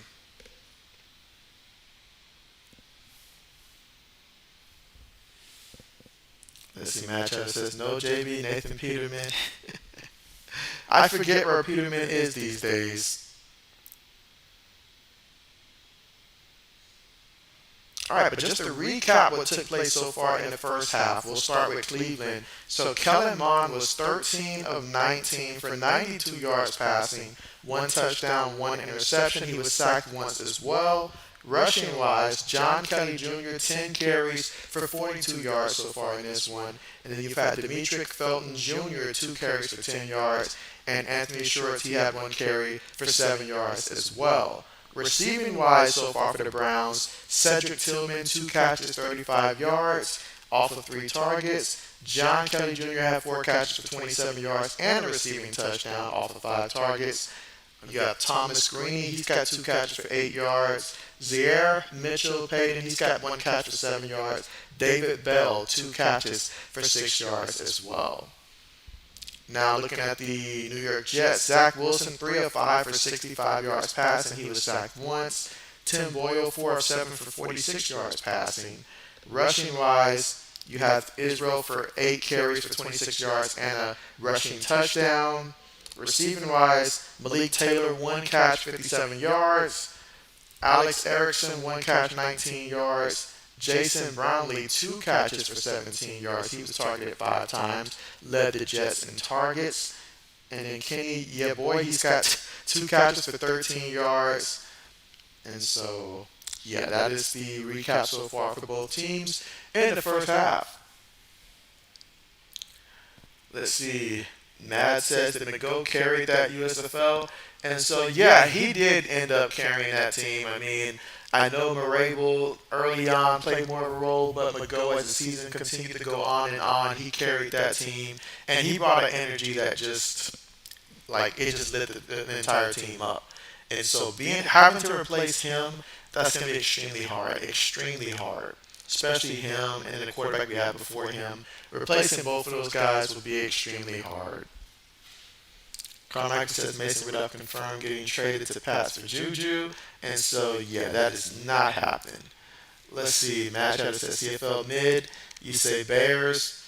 And so, speaking of the Bears, how many wins do we expect the Bears to have this upcoming season? Give me a range. And while you guys let me know how many wins you got the Bears doing, let's see. Looking at the poll question I said earlier, we had 8 votes, and so 38% went to Christian Watson, who leads the poll. Drake London is currently second. Chris Olave has 12%, and Garrett Wilson, who's tied for second, has 25%. So not a lot of love for Chris Olave. But I feel like Derek Carr, despite his limitations, he has shown that he can support a top, type of target in terms of, having a big season. So we'll see. We'll see. Let's see. Matt says Smith on workout for Panthers. You say, did Marable try out for the Pats? And so I know we had somebody try out. I don't think it was CJ Marable, but let me double check that because I know that CJ Marable did have a tryout with some team. I remember seeing. So let me see. Who did he try out with? You know what? CJ Marable, he did try out. That was CJ Marable that did try out with the Pats. So I was wrong. So yeah. So, hey, we end up signing CJ Marable. That's right down Bill Belichick's budget. So I could see that. But again, it was a workout. You never know what Bill Belichick, what he's thinking. All right, so Lewis is the first one to take that question. He says the Bears will win 9, maybe 10 wins. And where do you think that would put the Bears in the division ranking-wise if they had 9 or 10 wins? Let's see. Conrad says, actually, Juju didn't want to come back to Pittsburgh. You said the Bears aren't going to win 9 or 10. You said you hate Justin Fields. You said he can't throw. Ouch. Ouch. Well, we're going to see how things play out. We will see how things play out. I mean, I can see the high point for the Bears, like if everything goes right and stuff like that, to where Justin Fields, who was kind of a runner, you think of Jalen Hurts before last year, we thought of Jalen Hurts as just a runner, then you get that top receiver that comes over. For the Eagles, it was A.J. Brown. For the Bears, it's, why can't I think of his name, from the Panthers and stuff like that, but, yeah, so we'll see how that plays out. We'll see how that plays out. You say Justin Fields is worse throwing stats than Davis Mills. And so both of those guys had terrible offensive lines, like absolutely terrible offensive lines. But I believe in Justin Fields and his ability and what he will become and stuff like that. With that offensive line being that bad, I mean, there's only so much you can do. Only so much you can do, So we'll see how things play out this year, though. Let's see. Carmichael says, you like Justin Fields coming out of college, but everyone is overrated Fields too much. And the reason for that, Carmichael, everybody's just excited about him for fantasy football. That's what it all comes down to. A running quarterback, people will always overhype him, whether it's him, whether it's Mike Vick back in the day, whether, you get a quarterback that's going to come in and run. Same thing with Anthony Richardson. Same thing. Because he can run, that hype is always going to be there. But as Justin Fields continues to develop as a passer, I don't know how good he'll get, but he can. I think he has the tools. You just got to have the right guy, right situation, and it'll work out.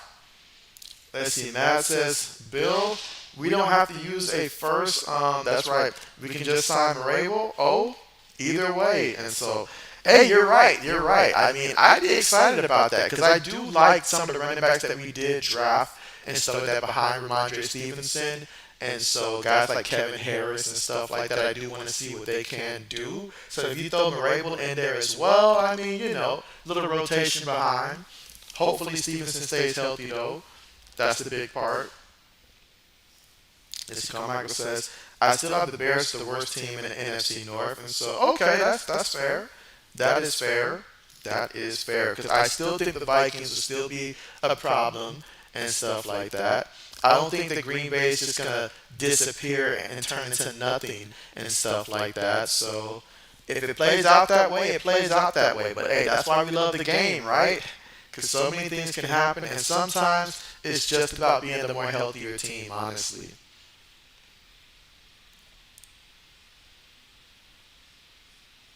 So we will see how that plays out.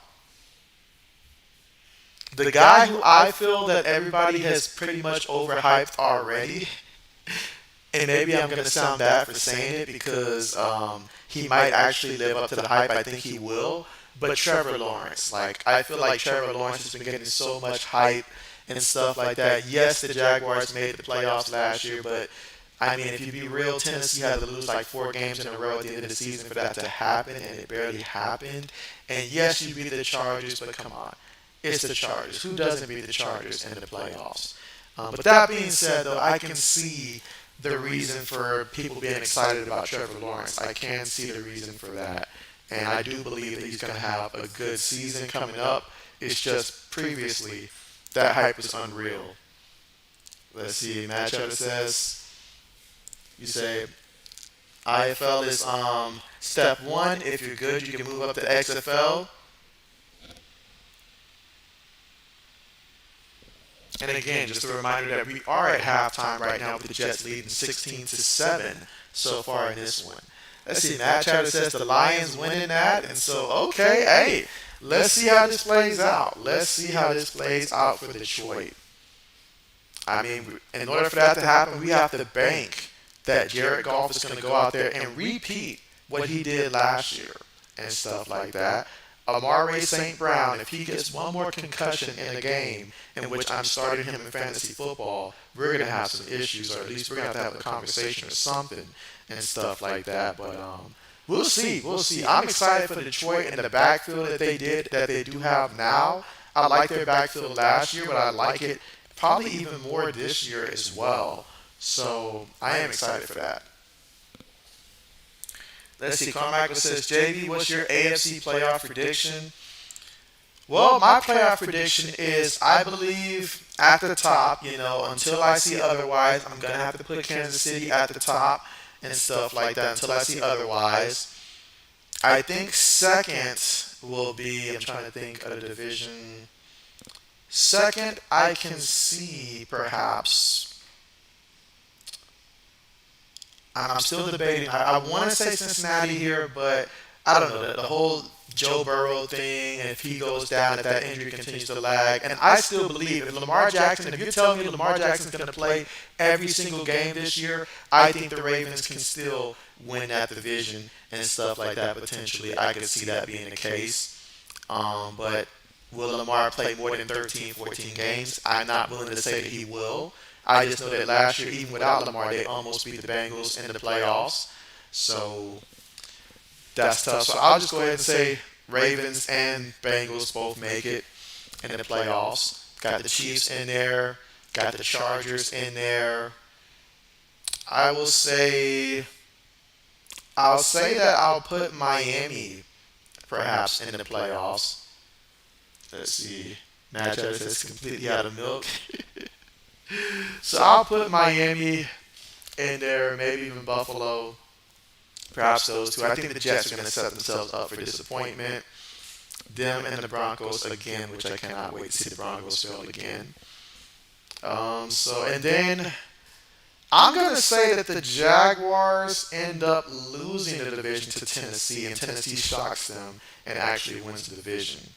So yeah, because Tennessee, before Ryan Tannehill got hurt, like they had that division in their hands. And so the Jaguars come out kind of slow this year. It can happen.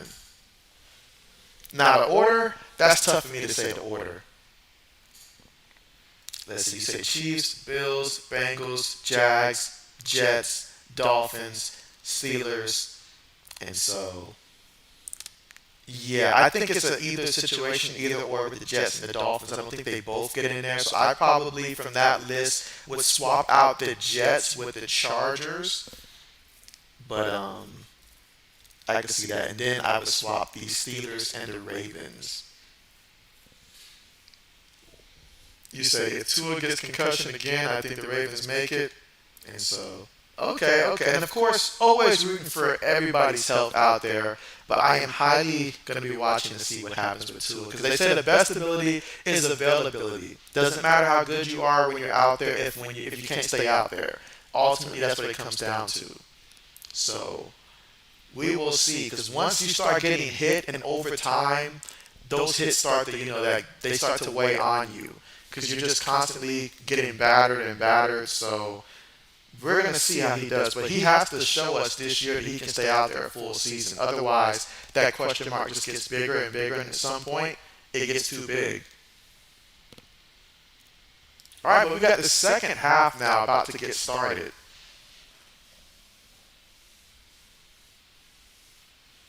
Again, the Jets will get the football first.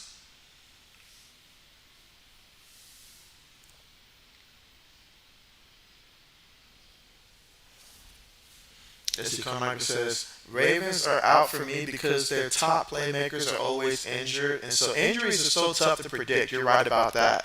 That's why I always say for the 49ers particularly, they're a team that loves to stay injured. But I'm like, I wouldn't bank on them for sure being like they were last year and stuff like that. Because all it takes is Christian McCaffrey to go down. We know Elijah Mitchell, he'll soon follow and stuff like that. So it can get dark really bad just based upon injuries and stuff. George Kittle, he tends to miss about 5 to 7 weeks a season. So, yeah, I wouldn't bank on the 49ers being healthy. And I wouldn't count out a team like the Rams in their division. Obviously, Seattle. So, we'll see. But that's what we love about football. That's what we love about football. The unknown. If we all knew what was going to happen, we wouldn't be as invested. But I will tell you what. I will try to make it to where I set up to where we can all do our picks before time and like have it. I don't want to say a spreadsheet, but I'll figure out how I'm going to do that so we can track how we do all season for our picks. Meanwhile, quarterback hits his running back in the back because he had no time to wait for his running back to turn around, so he just threw it. Incompletion. So we got second down coming up here, 2nd and 10 coming up.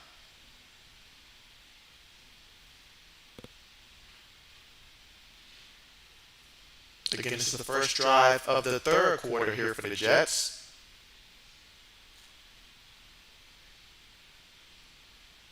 All right, so we got a quarterback up under the center. Tight end goes in motion. 3 receivers, 1 tight end, 1 back in the backfield for their own 25-yard line. Takes the snap, gives it to the back between the center and left guard, pushing forward, picks up about 4 yards on the play. Now we're going to have third down come up here. So we got third down coming up from the Jets 29-yard line.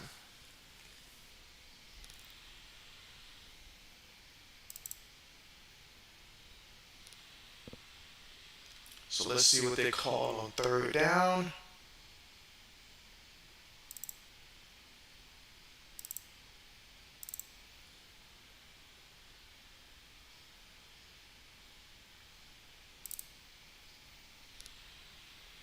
All right, here we go. 3rd and 6. Up, we got movement there by the defense.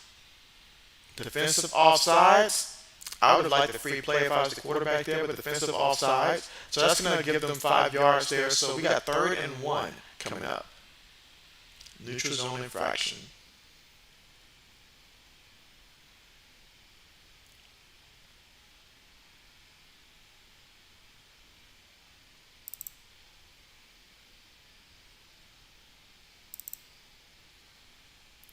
All right, guys, let me know if you can still hear me now.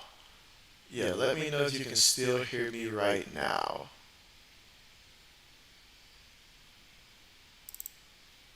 I just tried something here, so if you guys can still hear me right now, just let me know you can still hear me. If not, and I just look funny right now talking, then I will figure that out. But they give it to the back. All right, let's see. The Detroit Lions legend, what's good with ya? What's good with ya? How are you? Meanwhile, defense gets the stop there. Going to bring up fourth down. And you say, yeah, that happened. And so let's see, Carmichael says, hey, Detroit, I still remember when you said Michigan was going to beat the Maulers. And so Carmichael said he's not one to let that go. And so Michigan lost. And so let's see. But how are you doing, Detroit Lions legend? Talk to me. How are you feeling? Carmichael says, I'll forgive you. All right, meanwhile, 4th and 1. Punts on the way. Let's see if we get a return. Catches it at his own 14. There is a penalty. Taken off and brought down from his own 34-yard line. But yeah, if one of you guys can just confirm that you still hear me. Let's see, the Detroit line says it to me or is it echoing? And so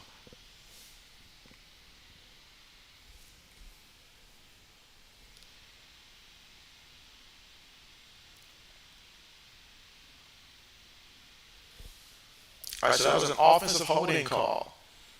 Let's see, the Detroit line says, I'm good just eating for the regular season. And so, hey, we're all trying to get there. We're all trying to get there for sure.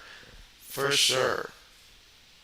Tell me this, when it comes to, and I appreciate that, Carmichael, is the echo gone now? Because I think I figured it out, but you guys let me know if the echo is gone on your end as well. But yeah, so when it comes to the Detroit Lions this upcoming season, what can we expect from particularly Jared Goff this year?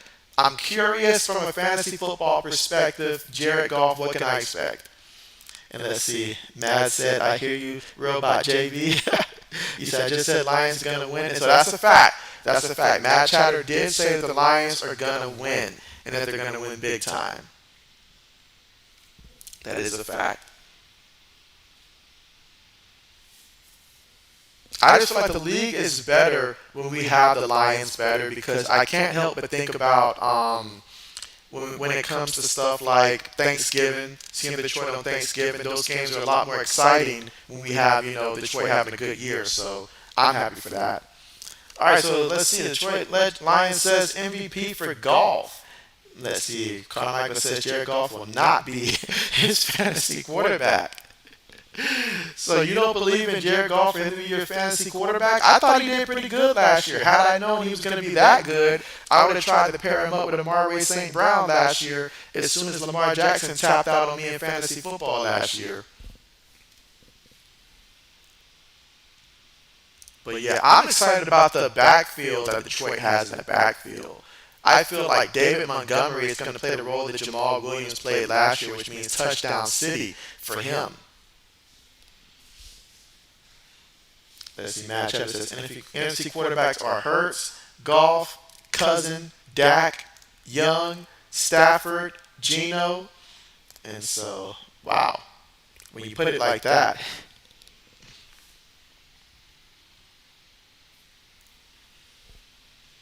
But yeah, I guess all the talent is mostly in the AFC when it comes to quarterbacks.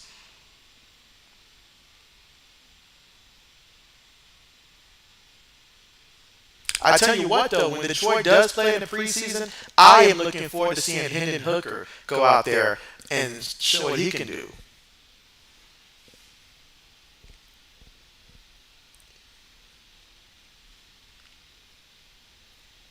All right, here we go. 1st and 10.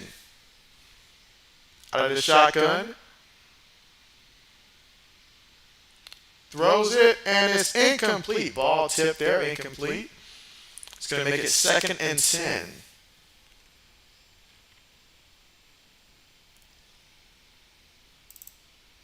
All right, so we still have an echo here, so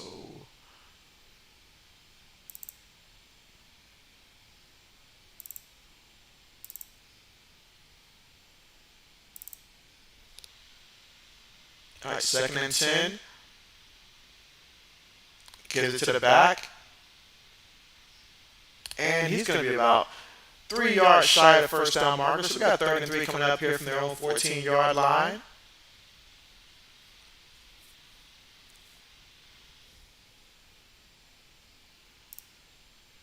Let's see. You say J-Mo will play lots in the preseason because of his suspension. And so, yeah, I do believe I did hear Dan Campbell attest to that as well. So I expect that. And hey, I certainly want to see how they look with him because I know last year he really didn't get a lot of in-season reps and stuff like that as I thought he should have when he was healthy towards the end. But I'm excited to see what he's going to bring. And I hate the fact that he has that whole suspension that he has to go through because I was really looking forward to seeing what he can do for an entire season. But that being said, though, second half of the season, he'll be a nice boost to have that second half of the season.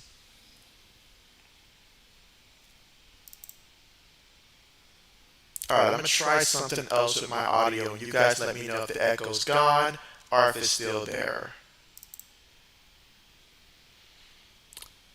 Alright, can you guys still hear me? And if you can hear me, is it still an echo? Maybe first and 10. Throws it. Oh, it's incomplete. Incomplete. Ball hit him right on the finger. It was kind of low, though. It was kind of low, but you still got to make that catch. And again, this is DTR, Dorian Thompson Robinson, in the game here for Cleveland. So yeah, if you can still hear me, let me know. Let's see, Detroit Lions says don't matter. They're the Bears. And so alright, so now we're gonna go 5 wide after the running back goes in motion. Out of the shotgun. On the move. This is DTR. This is what he does. And he picks up that first down there. Not afraid to leave it all on the line. Let's see, Brandon says you can hear me, but there's still an echo. And so, alright, got you. Yeah, I'm starting to think it may just be because of the room that I'm in. It is some echo in here, so I apologize about that.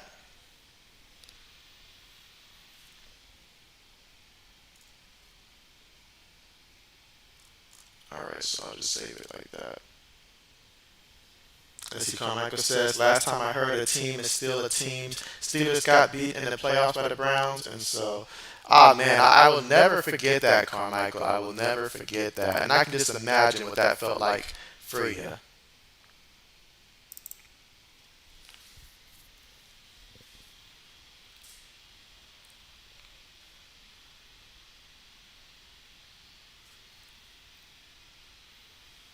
And again, we are in the third quarter. Score right now still Jets 16, Browns 7. Browns with the football facing second and 8. Went back in the backfield, gives it to the back, and the back spins away from the tackle, brought down about a yard shy of the first down marker.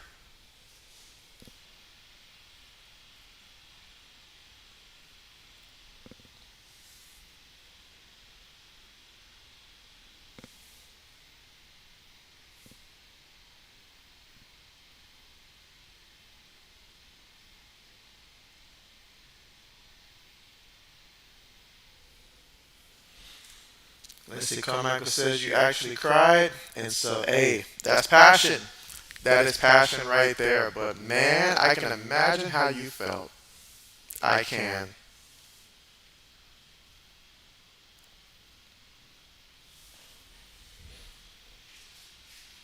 All right, here we go. Second and 18 out of the shotgun. DTR throws it, and it's incomplete. It was behind his intended target, the tight end. There is a penalty, however. And let's see what they're going to call.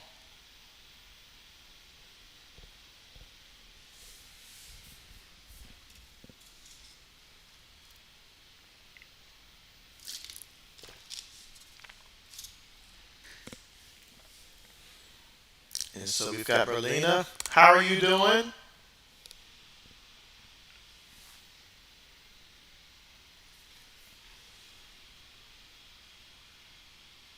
All right, so we've got unnecessary roughness there. So it's going to be a 15-yard penalty on the play. So just going to gift the offense there a first down.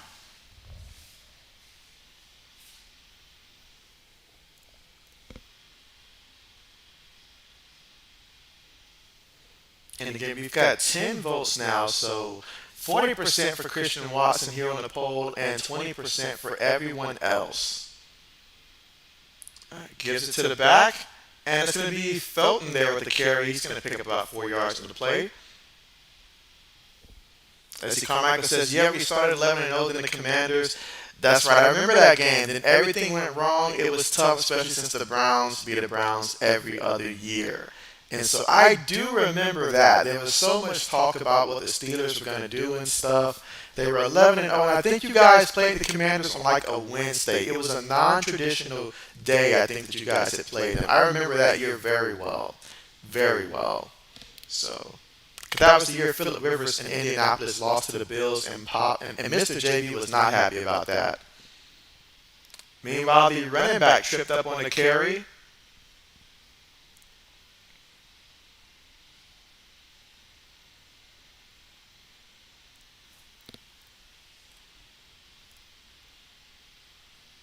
Again, still third quarter here. The score is still 16-7 right now. Browns with the football down by 9.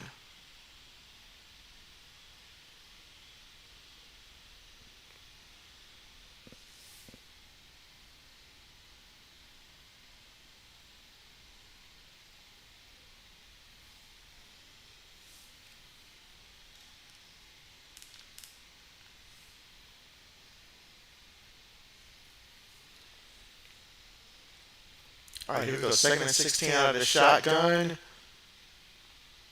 Throws it over the middle, and oh, what a completion there. What a completion. I mean, he picked up at least 14 yards with that reception to Hardy.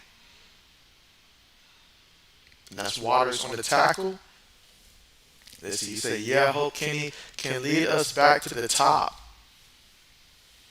And so for me, I feel like one, offensive line has got to be top 10 because like it will help you guys in the pass and the run. But offensive coordinator, you guys need a different offensive coordinator as well. Someone that can be a little bit more creative other than running those basic routes and stuff like that. So that would help you guys take it to the next level and continue the development of Kenny. And so him and Harris, they'll have to work together as a 1-2 punch and stuff like that. And then that defense has got to get back to being as a whole what we expect from the Pittsburgh defense, you know. So, but I see the pieces there. I do see the pieces there. You say you promised Kenny to be a top 15 after this year. Okay, okay, okay.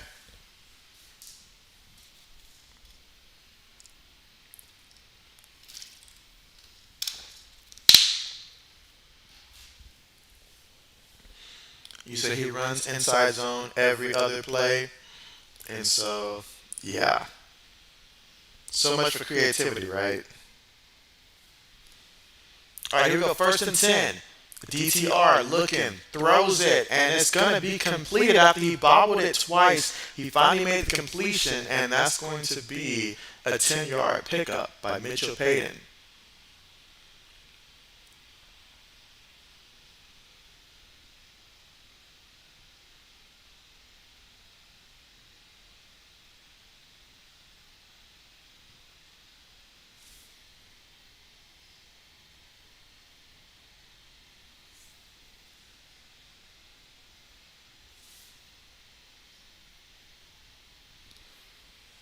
All right, they give it to the back. There's already a penalty here. He gets shoved out of bounds after picking up 2 yards off the far left side. That was Felton on the carry. And we have a defensive offsides there. He said he creative enough to where the other teams know the plays. But that's not what you want. That's not what you want. That's not what you want. But believe me, as a Patriot fan, I understand your pain completely. What Matt Patricia did to me, it was harmful. Just downright harmful. The fact that he was able to do that and still find employment elsewhere, insane.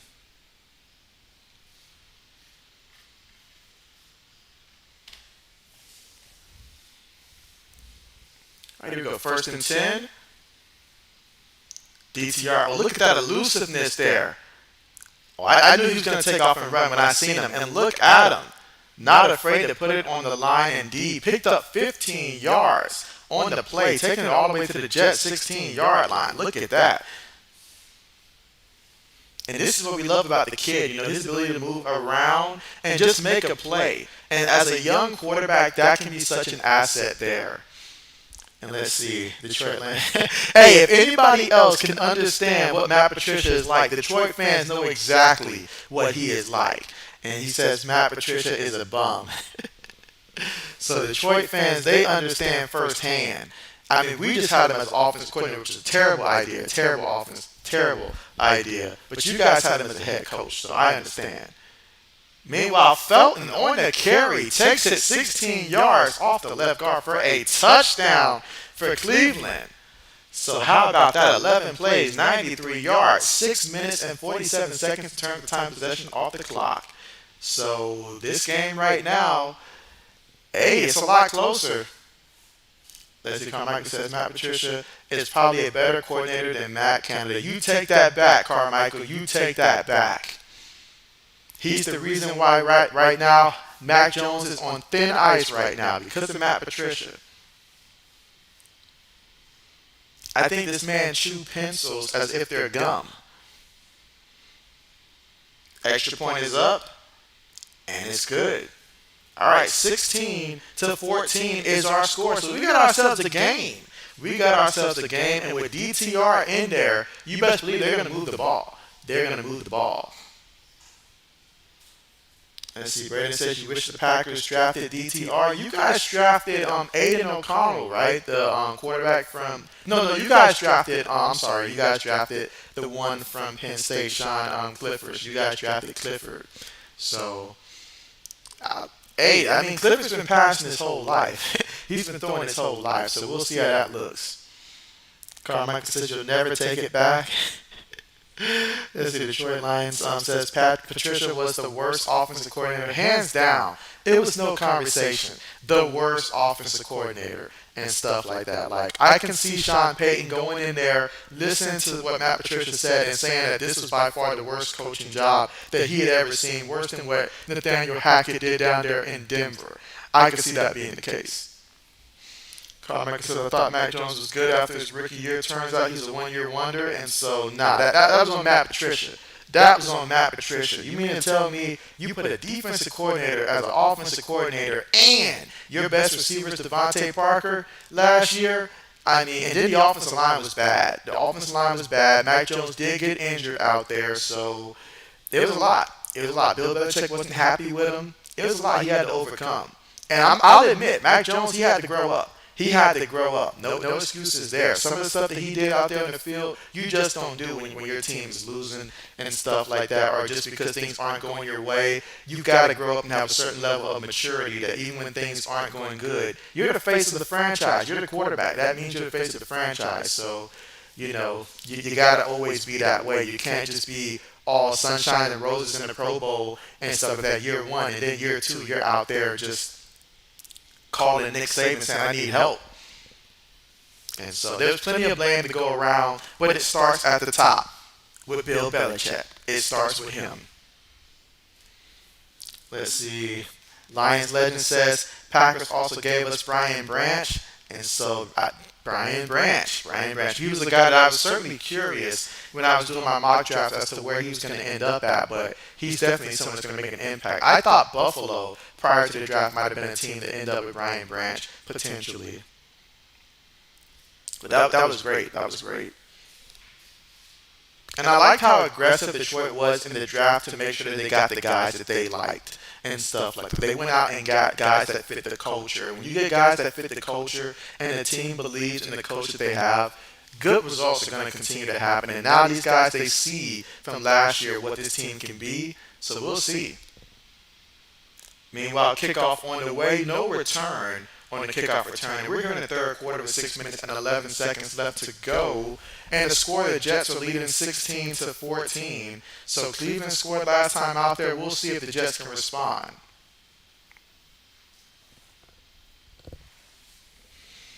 Braden says, don't remind them.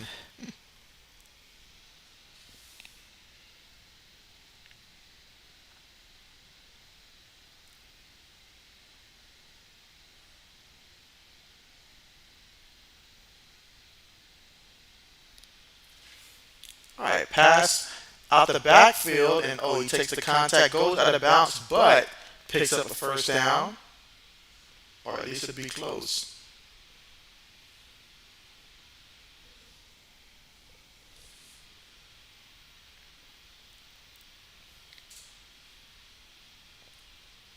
And just a reminder, we'll continue to have more streams during preseason. I know that we'll have to wait a whole week before we get to the next slate of games, but I am looking forward to that. I think that next week Thursday, if I'm not mistaken, I think the Patriots do play next week Thursday. All right, they give it to the back, and he picks up the first down. It was second and inches, but he picked up about 4 yards and the first down. That was Dye on the carry.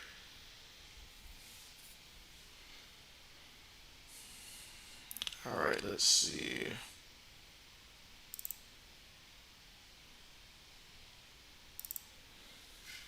Let's see. Carmichael says Joey Porter has actually been doing really good in training camp. And that's good. That's what I want from the rookies. I want to hear positive news.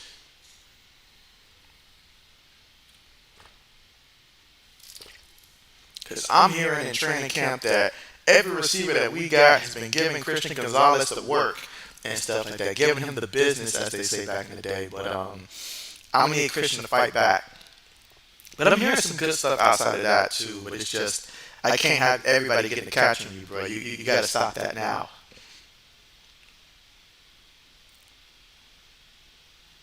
I'm loving what I'm hearing from guys like Mapu and stuff like that. You know, he's getting looks a little bit of everywhere back there defensively. He seems to really be set to have a prime role in the defense. Meanwhile, pass, it's incomplete to Brown Lee. Once again, the intended receiver. But that looks like that flag might just be the defensive pass interference there. And they're taking a good look at Boyle, and I don't blame them. Because with Wilson as your backup quarterback, you need for your third quarterback to really be legit in case he needs to get in the game. You said Joey actually had an interception the other day? Okay, bet.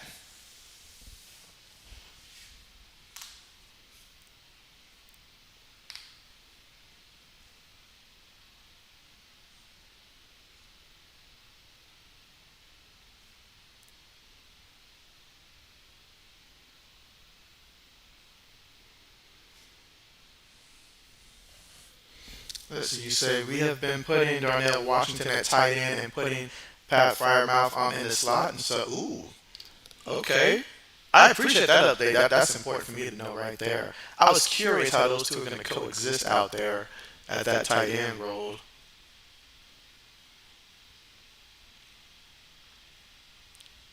All right, so we got second down coming up here. Again, still third quarter with 3 minutes and 50 seconds left to go. The Jets up 16-14 in this one.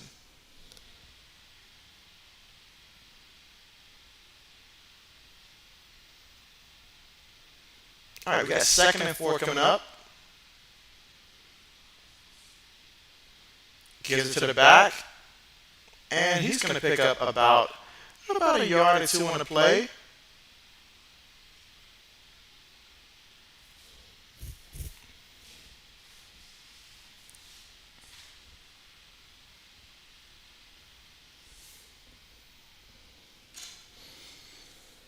Let's see, you say, I'm excited to see how the offense goes this year. And so, this is what this time of the year is all about, being excited and hoping and praying that nobody gets a major injury and stuff like that throughout training camp, especially lose a guy for a season. Nobody wants that. All right, out of the shotgun, gets it to the back, and he gets back to the line of scrimmage. Now, I just thought about Jakeem Grant, the guy who I remember I think it was 2 years ago, he was with the Bears, and he had that outstanding game against the Packers, Jakeem Grant, and he got traded to Cleveland, but he got hurt, for the entire season. So I wonder if he's still a part of the Browns' plans moving forward and how much of a role he's going to have. I believe he's still with the Browns, but I just randomly thought about Jakeem Grant. Because I know when they acquired him, they had high expectations. Here we go, 4th and 3. Shotgun. On the move. Throws it. Incomplete. And honestly, the defensive back had a better shot at it than the tight end did.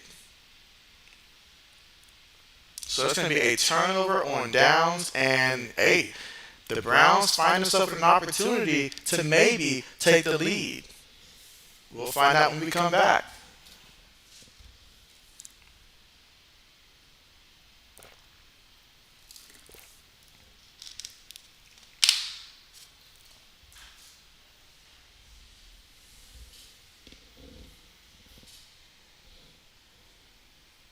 Let's see. Braden says he's still with the Browns, and so Braden knows exactly who I'm talking about.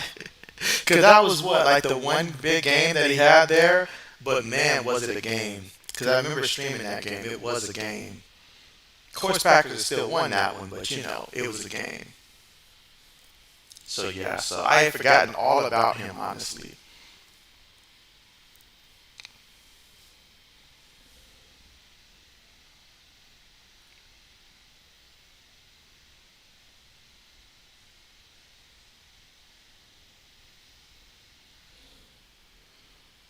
Listen, Carmichael said you hope the Browns lose every game this year.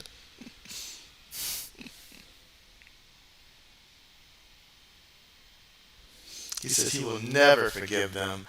Braden says, yeah, he remembers.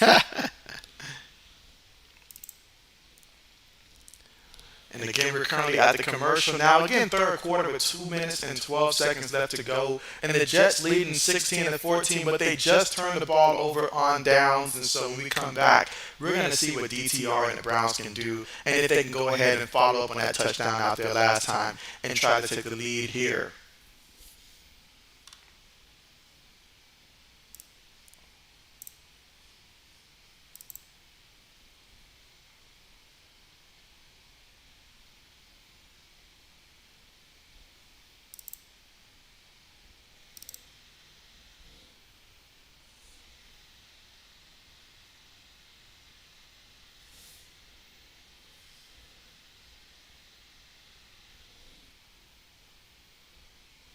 All right, let's see.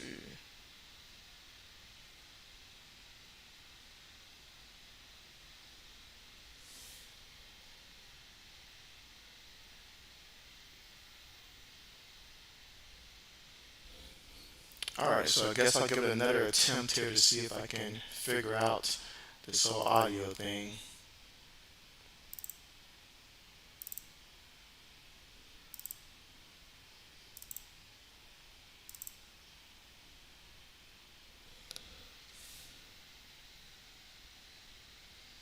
Oh, did not mean to do that.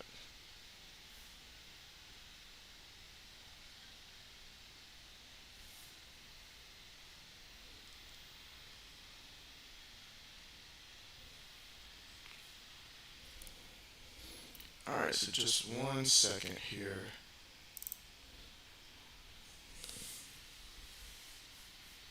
Alright, so back to the action here from their own 35-yard line. 2nd and 6, tosses it to the back. And the back, he's going to be about 2 yards shy of that first down marker. Third down coming up, 3rd and 2. And again, that was Felton Jr. with the carry. Picked up 4 yards in the play. So 3rd and 2, ball at their own 39-yard line, and we know how mobile DTR is, and he can make that play. So let's see if they draw up something to give him the option to either run or throw. Again, the 5th-round selection out of UCLA. Let's see.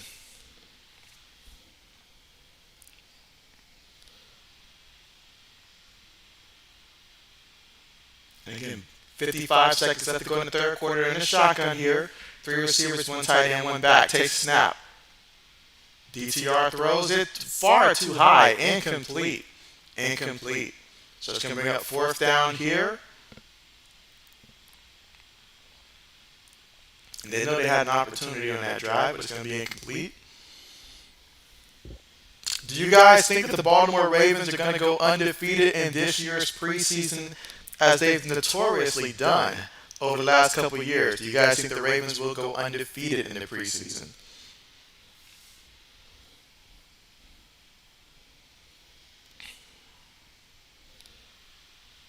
All right, meanwhile, the punt unit for the Browns. Punt's on the way. Picks it up at the 19. And pushed out of bounds at about the 27-yard line. And that's where the Jets will take over with the football. Again, leading this one 16-14. And we've got about 35 seconds left to go here in the third quarter. Let's see. So Carmichael says no. He thinks the Ravens will lose in the preseason. Okay. I mean, they take pride in the preseason. They want that W. All right, y'all. I'm about to make a couple adjustments and then hopefully fix this echo thing once and for all because I do not want this to continue to be an issue beyond this stream. So let me see if these adjustments work. You guys let me know if you can hear me or not.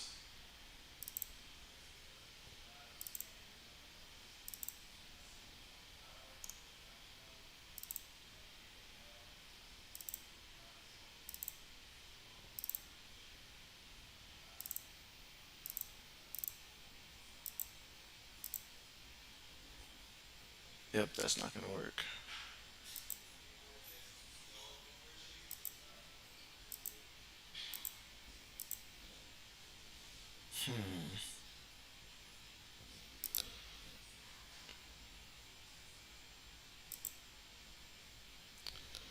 All right. Yeah. All right. So I was gonna try something, but it added an extra echo on my end, so I am not gonna do that. I will try something else another time. Let's see. Carmichael says you hope they go winless. Let's see. Detroit Lions legend says no, and so. All right, but you guys should be able to hear me now, though. I still have the echo though, but what I was gonna try, it was just making it worse, at least on my end. So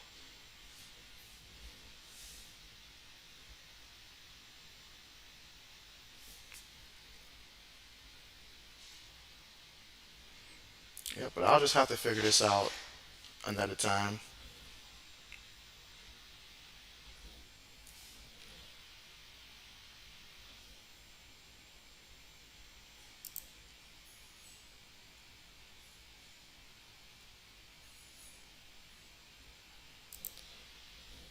And again, we're still at the commercial.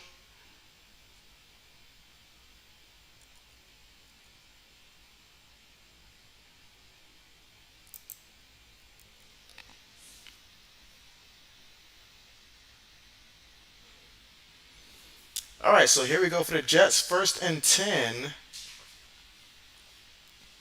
35 seconds again here in the third quarter.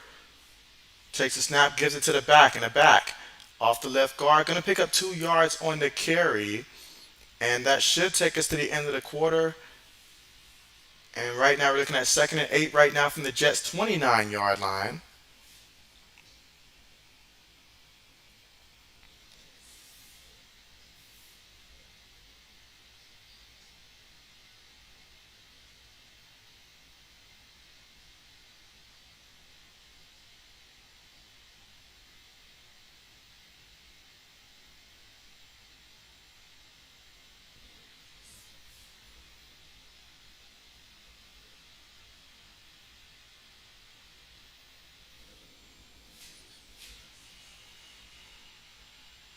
All right, so at the end of the third quarter, score right now, the Jets leading 16 to 14 right now over the Browns. And so we've got 1 quarter left. So if you took the under right now, you're really hoping that time just flies by, honestly. But 16 to 14 is the score.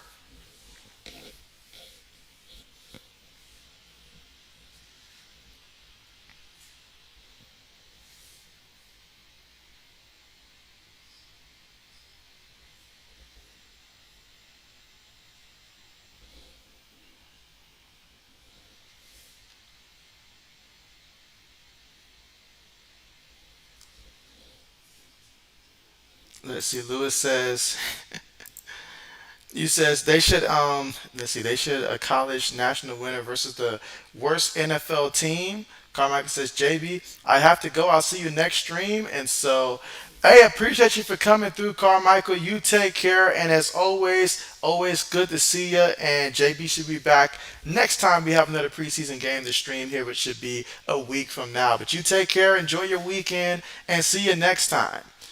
Let's see, Lewis says have a game, and so hey, that would really put a lot of guys on notice right there. It really would. It really would. And I feel like that's something that back in the day they would have definitely done. Best college team versus worst NFL team. But man, imagine being on that NFL team and you went out there and you just played the worst game of your life and stuff like that. Like, yeah.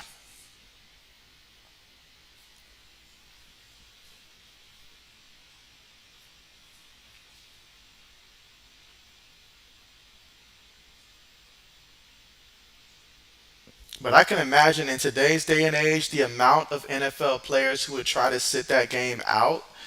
Oh man, they would all just try to sit that one out.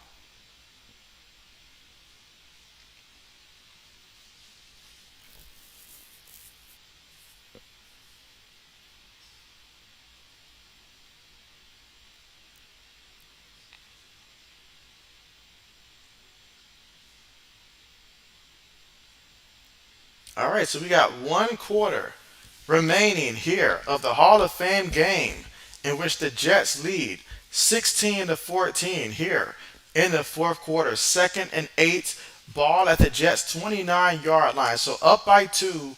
Let's see how they play.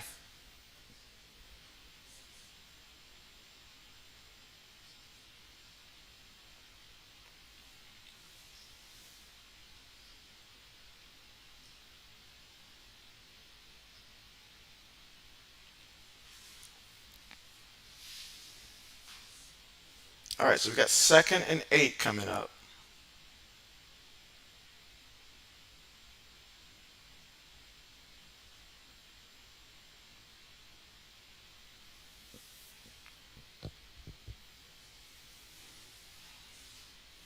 And again, we're at the commercial. Let's see, Braden says lights went out, LOL. And so, see, I'm not the only one having issues here. Everybody's in preseason form right now. So it's not just JB this time. But that's wild. That's wild. I thought that was reserved for Super Bowls when the NFL wants to change the outcome. That's what I thought that was reserved for.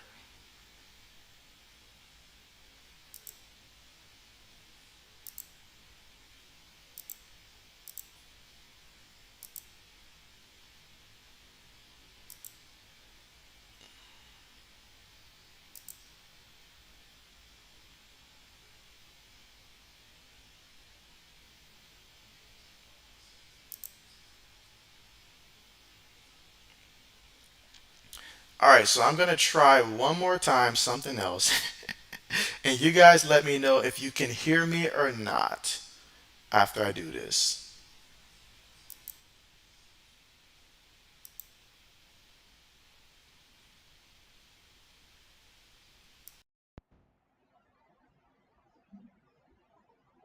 All right, can you guys hear me now? Let me know if you can hear me now. Or if not, then you probably can't hear me.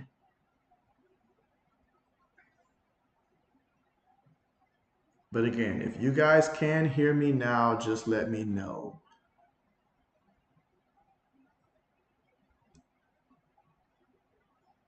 Let's see, Braden says everyone is going on a darkness retreat with Aaron Rodgers now.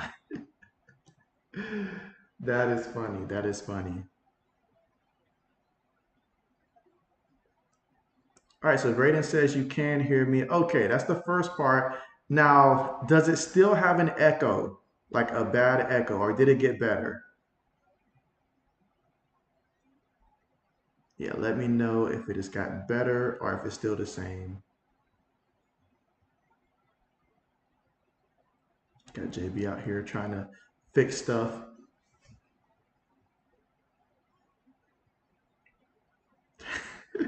Lewis says, sound like I'm in a cave. So I made it worse. Oh, wow. That's not good.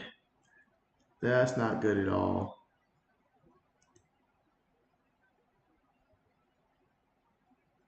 Braden says it got better. All right, so Braden says it's gotten better. Lewis says it's like I'm in a cave. We'll take better. We'll take better. I will take better.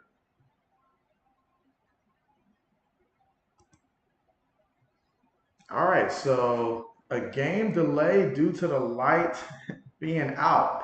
That's what happens when you don't pay your bills, I guess. But lights out.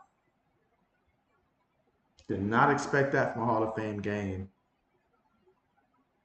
You know what? I should have expected that, honestly. Let's see. Braden says maybe JB is in a darkness retreat too, Lewis. Hey, you come out a better man. You come out a better man when you take those darkness retreats. So, oh man, this is wild. This is wild.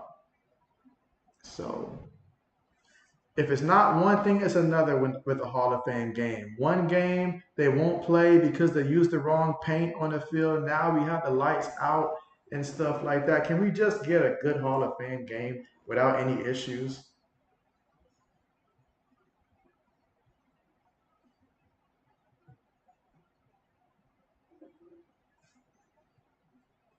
All right, let's see. All right, so Lions Legend says it's better. Okay, I will take better. I will take better. I will take that. So I think I've done about as much as I can without messing it up worse. But a game delay due to the light bank out. Leave it to the NFL. You only had all year to prepare for the Hall of Fame game. We all knew it was coming.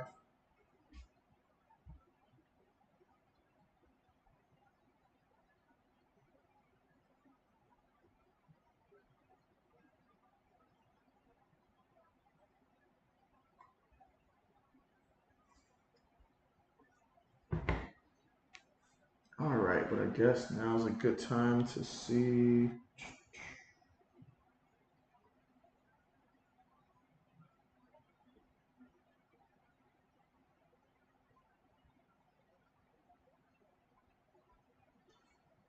All right, so now's a good time to see how everybody's doing. So we'll start with the Jets this time. So Tim Boyle, 6 of 11 for 61 yards passing. Again, no touchdowns, no interceptions.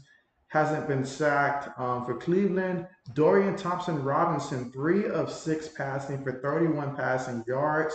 He's also contributed on the ground as well, in which they don't have that updated here, but okay, so yeah, but you have on the ground Demetric Felton Jr., 7 carries for 46 yards and a rushing touchdown. John Kelly Jr., 10 carries for 42 yards. Anthony Stewart, he's got a carry for 7 yards as well. And Kellen Mond had one run for 2 yards as well. As for the Jets, Travis Dye, he's got 6 carries for 12 yards in this one.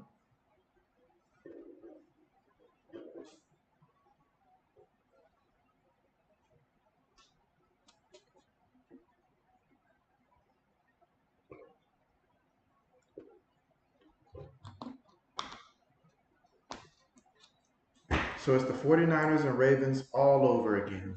All over again. Well, since we have the time, who here has already prepaid to get their Madden 24 and stuff like that to get early access to Madden 24? I just plan on getting Madden 24 this year. Who here plans on getting Madden 24?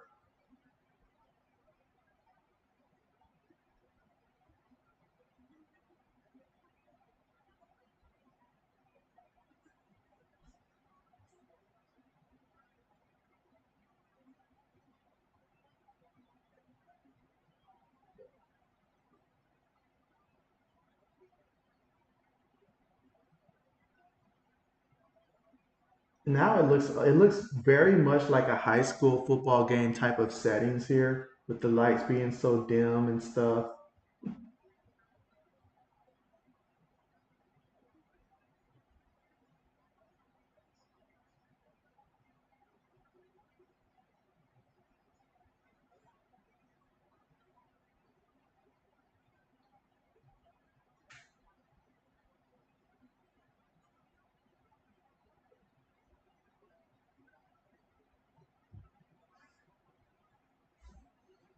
Let's see. Braden says he doesn't know yet if he's going to get Madden 24. Okay, okay.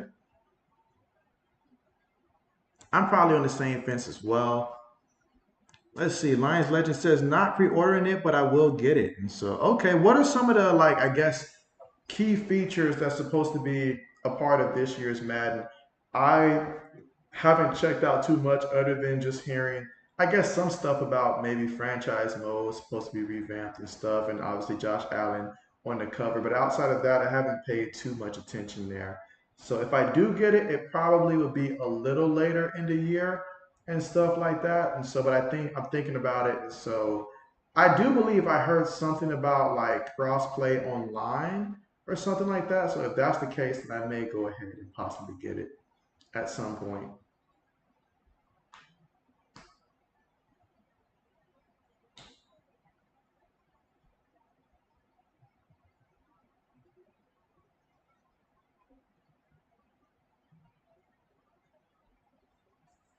Now, I remember back in the day, back in high school and stuff like that, like your boy would end up like missing football practice to go and get Madden on the first day and stuff like that. Boy, how times have changed.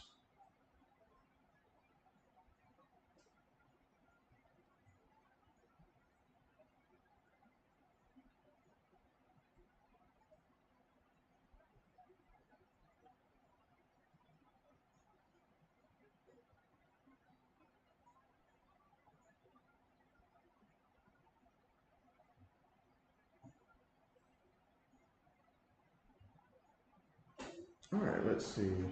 Take another look here at the poll question and still with 10 votes here. So, okay. Okay.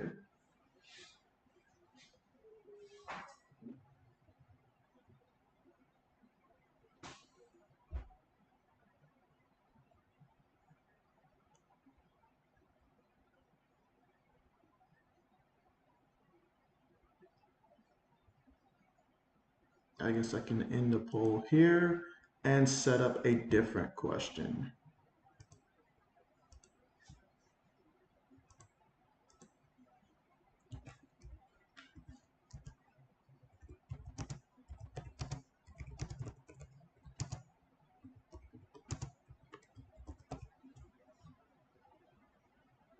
Ooh, let's see. What is my favorite throwback jersey? Let's see. That's coming back this season, and so well, this is gonna sound a little on the bias end, but I love seeing the Patriots red throwback jersey, and so I am looking forward for when we wear those red throwback jerseys. So I am a big fan of that. I am a big fan of that. So I will say that I think that some of Tennessee throwback jerseys are pretty good as well, but yeah, nothing like the Patriots throwback red jerseys. Nothing like it.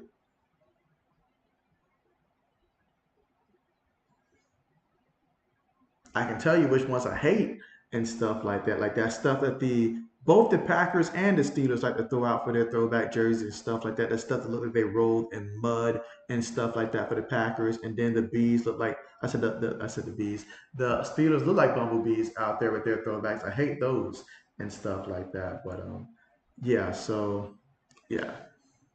All right, so you say you like the Titans too in terms of their throwback and the Bucks, and so the Bucks just remind me of their losing ways every time they try to go throwback. It just I do think that those jerseys might be a little cursed and stuff like that for them, but hey, not bad, not bad. But Tennessee, oh yeah, oh yeah.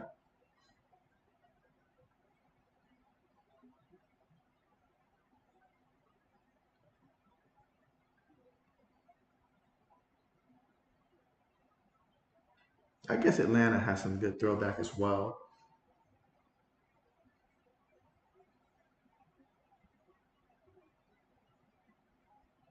And yep, that's right. Hall of Fame game experiencing a delay.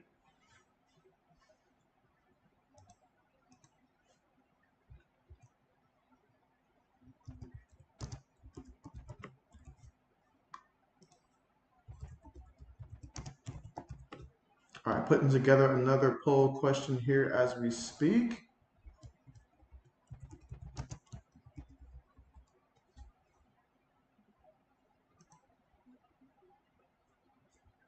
Hmm.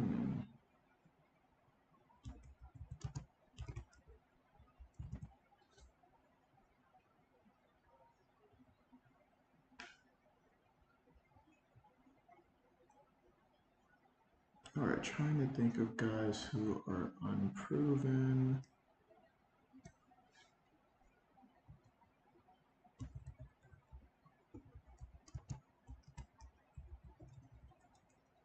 Yeah, why not?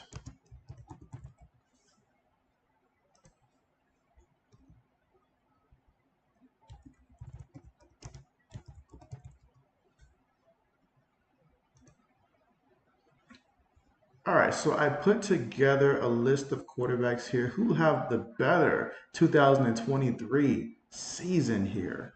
So For some of you, it's probably going to be like this is pretty easy, but Kenny Pickett, Jordan Love, Mac Jones, Daniel Jones, who is going to have the best season this season?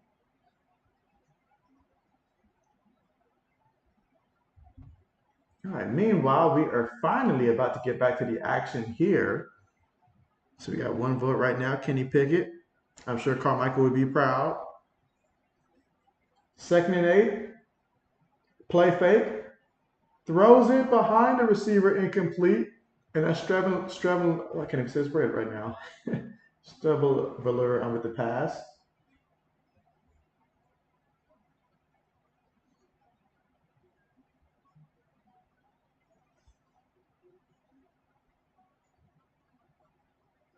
So now we've got 3rd and 8 coming up here for the Jets.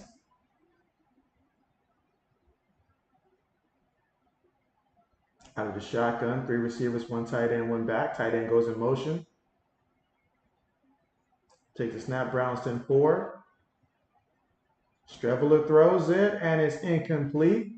So him and Luther have no chemistry on that pass, and that's going to bring up a 4th down situation. 4th and 8 coming up.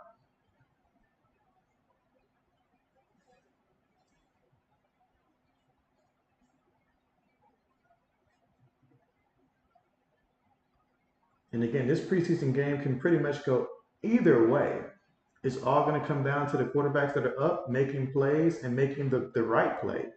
Everybody in this situation wants to go out there and show what they can do, but who can play with their head is going to be the victor here. Punts on the way. Let's see if we get a return. Caught from his own 22. And brought down on his own 22. No gain on the play. So Cleveland will take over, trailing 16-14 here in the 4th. All right, so let's see. Lions legend says he went Pickett because of Tomlin. So he believes in Tomlin. Okay, so 3 votes in right now.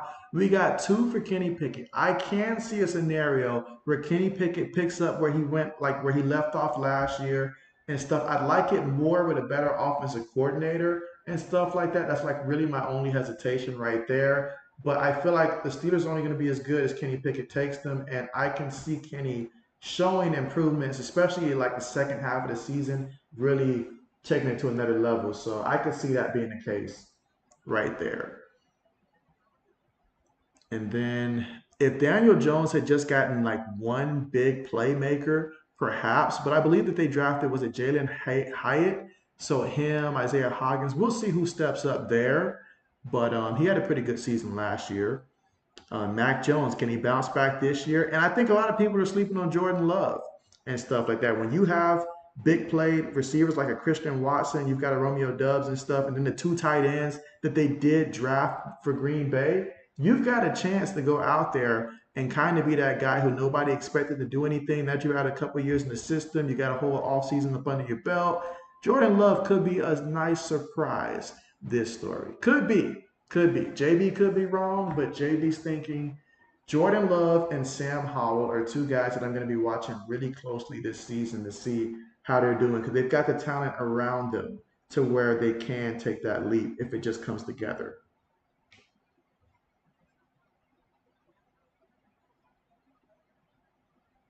All right, here we go. 3rd and 3. Receiver goes in motion. DTR throws it, and it's going to be completed, and a 1st down, picked up 13 yards on the play. And now we've got a 1st and 10 from their own 42-yard line. And you got to make plays like that to keep the drive going. I'm liking what I'm seeing from DTR so far in this one. He's moving around, making plays with his legs, throwing passes now, so I like it. I need to see him get that completion, though, and have the receiver stay on his feet. Take it to that next level. Braden says JB is right. Braden, I didn't think that you were still there. But nah, I've heard nothing but pure laughter when I mentioned that Jordan Love can actually be a surprise steal this season. Because every year out of nowhere, a quarterback's going to come out of nowhere that we don't expect. I think Jordan Love is a very strong candidate to be that guy. You've got the pieces. I love the drafts that they had at tight end. Good offensive line, good coach, that knows what he's doing offensively. And he's been in the system. It's not his first year, not his second year. I know he hasn't really started all that much, but it can come together around week 4, week 5, especially with Christian Watson. Just throw it up there and give yourself a chance. So we'll see. We'll see. All right, 2nd and 10. Gives it to the back up the middle, and he just easily bulldozes his way up the middle and picks up a first down, gained about 12, 13 yards on the carry. That was hauled on the carry. I wonder who's going to sign Teddy Bridgewater out of free agency, you know. All right, let's see. Lions legend says Jordan will not be that guy. And so there's always that possibility as well. Always that possibility as well. All right, for the 46-yard line, snaps it, gives it to the back, and the back is going to pick up about 2 yards on the play. That was hauled on the carry. And so you got to think about with the mobility that DTR has and stuff like that. I would have him on the run, and he would have the option to scramble or throw it on just about every time he gets the ball. A lot of bootlegs, all that stuff, because he can get you in the position that you need to get you, whether it's a field goal or whatever, to get you that lead in this game. 2nd and 8, throws it, and that's going to be completed there. Picked up about 4 yards on the play. Okay. So now we got third down coming up. DTR getting off the ground.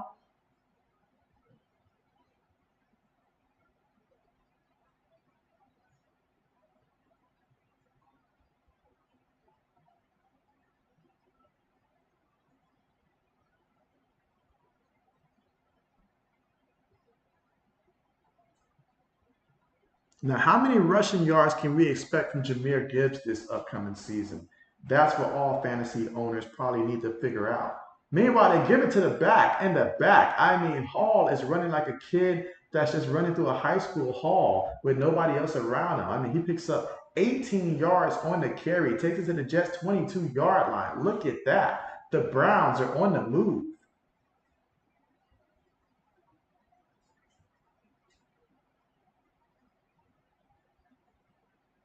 And that time he made the right read there, gave it to the back. But look at the blocking.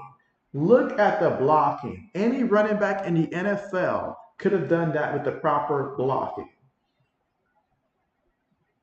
1st and 10, DTR throws it, and man, what is the cornerback doing? I mean, he got caught fixing the picnic basket on that one. Wow, that's a touchdown. 9 plays, 78 yards, over 5 minutes in terms of time of possession off the clock, and it is the Browns who lead this one 20-16. I mean, look at that. The cornerback was lost from the start. That's how you get cut. Day one, you had one job and you got lost.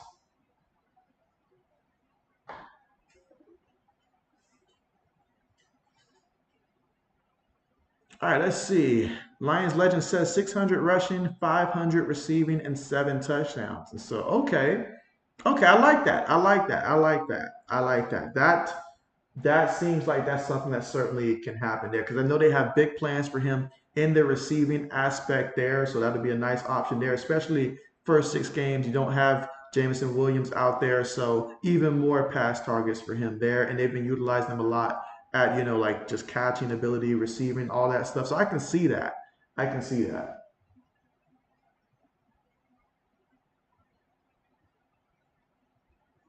I'll tell you what though, Dan Campbell, he was messing me up last year in fantasy football. I just needed him to just run swift a couple times, and he had my man on the sideline, like as if my man said some stuff that should have him arrested at an airport or something like that. Like he had my man Swift on the sideline so much in the second half. And I was so frustrated. I was like, when you run him, he does great. I was like, just play him. But no, he kept giving the touchdowns to Jamal Williams and stuff like that. So in fantasy, that did hurt me last year.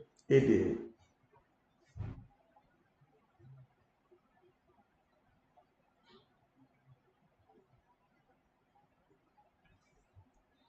But again, we are in the fourth quarter. Cleveland just scored a touchdown. They lead now 21-16 here in the fourth quarter with 9 minutes and 33 seconds left to go. Let's see, Lion Legend said you had Swift last year too, so you share my pain. And it was so frustrating because I lost in the game before the championship. And I was supposed to win that matchup. I was supposed to win that matchup. I started Swift. He didn't play. I had no choice but to start him. I started Aaron Jones as well. He didn't do anything. But what hurt me was I started the Broncos defense against Baker Mayfield and the Rams at the worst possible time, and he lit a torch on them. And so it just destroyed my fantasy team. And I ended up losing to a guy who had most of his best players injured just for him to lose in the championship game. And so I was very, very upset with Dan Campbell for not playing Swift more than he did. I was happy with what he did for Detroit, though. I'm not going to lie. I was happy for that, but I was personally mad about that. And let's see, Melina says, how are you doing? And so I am doing well. I am doing well. How about yourself?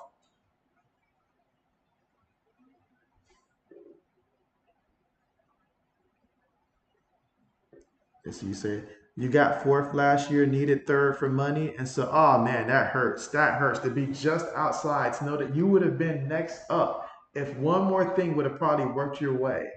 So, oh man.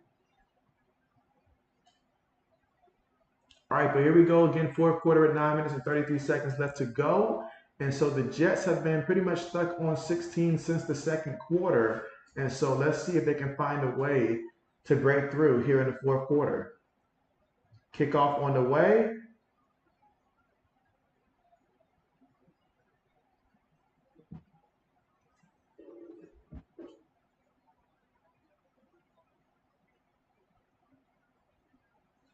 All right, so again, fourth quarter, 9 minutes and 33 seconds left to go. And let's see what the Jets can do.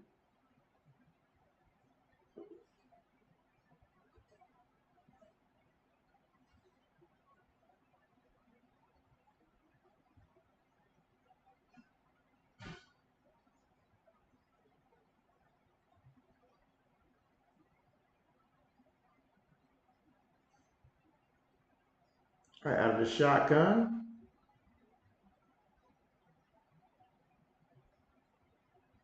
gives it to the back, and the back is going to pick up about 4 yards on the carry. Now we got second down coming up.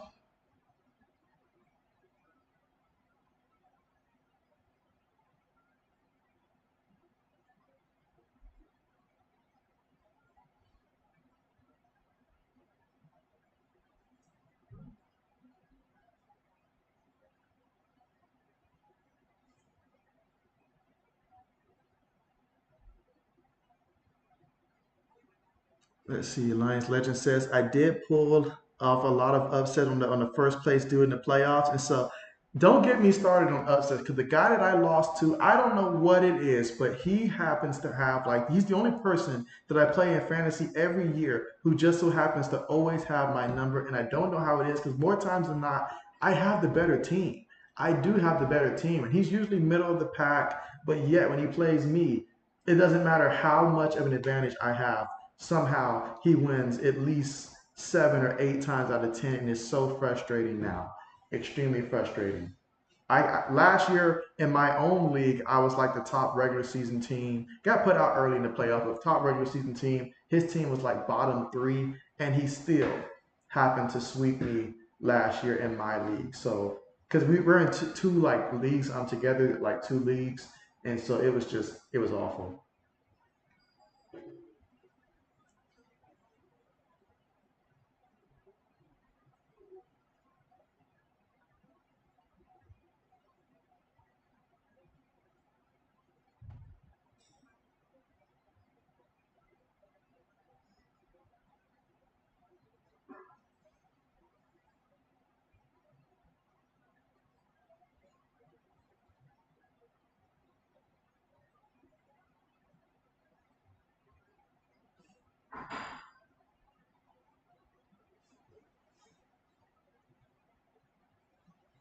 All right, so here we go. Third and 5 on the run. Oh, nice job. Pick up the first down there for the Jets, and that is going to extend the drive.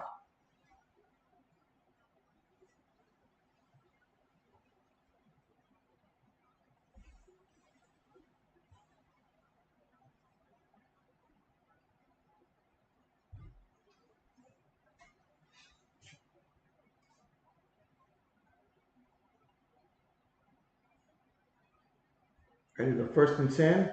Gets the ball. Gives it to the back. And the back's going to pick up about 3 yards in the play.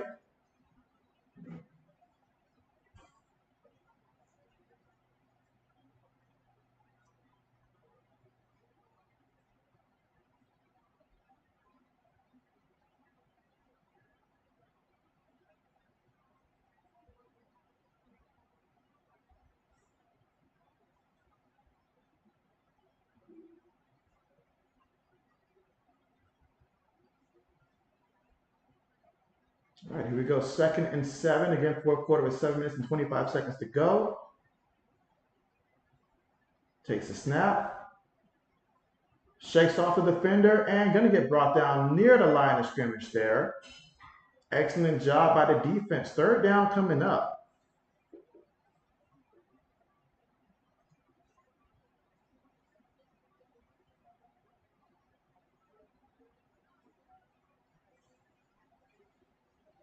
All right, so 3rd down, and we got under 7 minutes left to go here in the preseason. So 3rd and 8.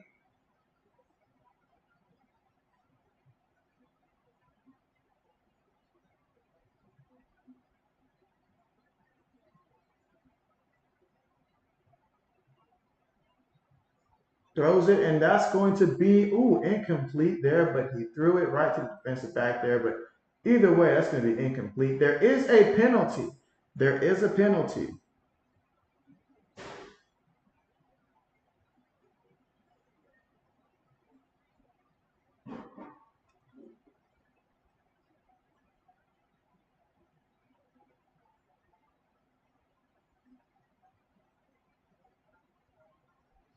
And so Lewis says, come on, 43. Yes. All right, here we go. 3rd and 3.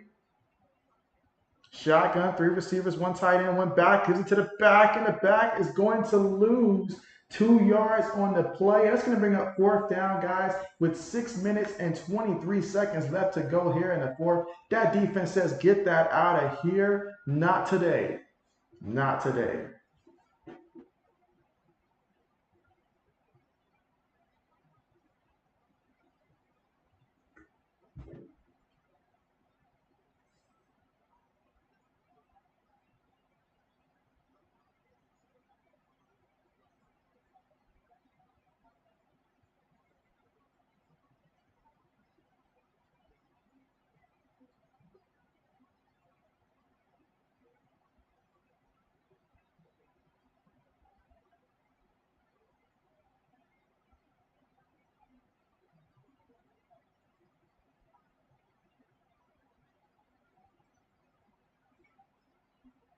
All right, so we got delay of the game here. So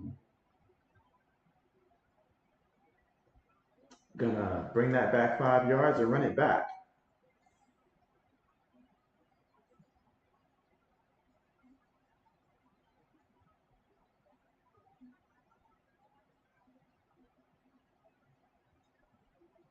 Punt's on the way. Bobbles it, but catches it at the 15. They're going to bring him down.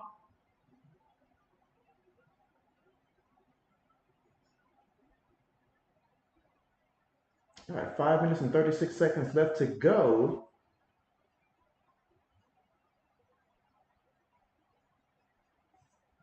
And when we come back, we'll see what the Browns can do here offensively. Try to ice this one.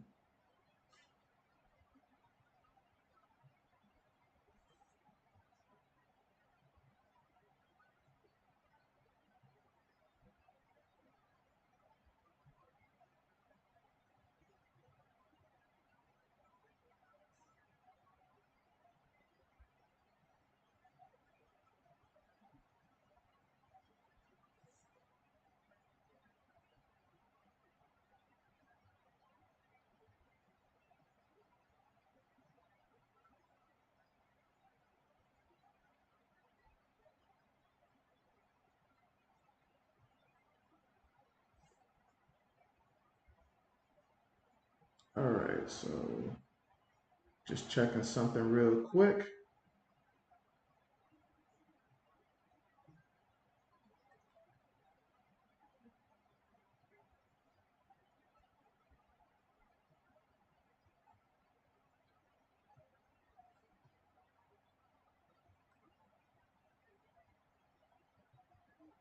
All right, yeah, JB's just checking something.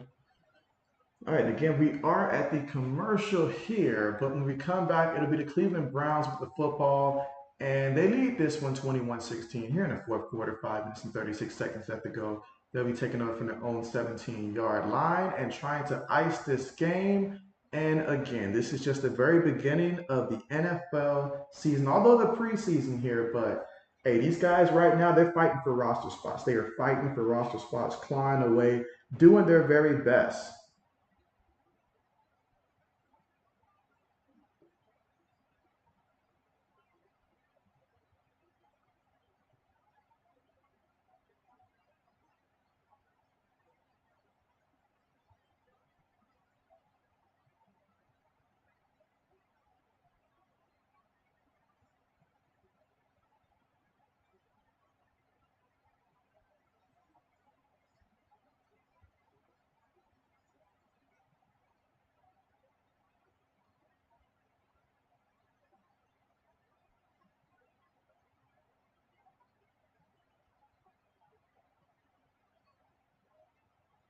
All right, here we go. First and 10. Play fake. Looking.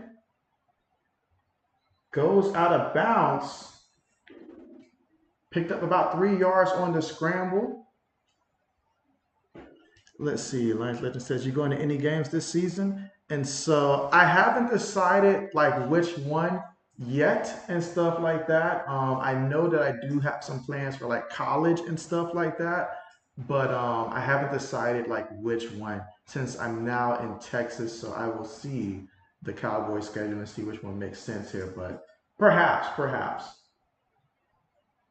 How about you? I know you have plans to attend a couple games now. All right, they give it to the back, and he's going to take it to about 25-yard line. Picks up 5 yards on the play.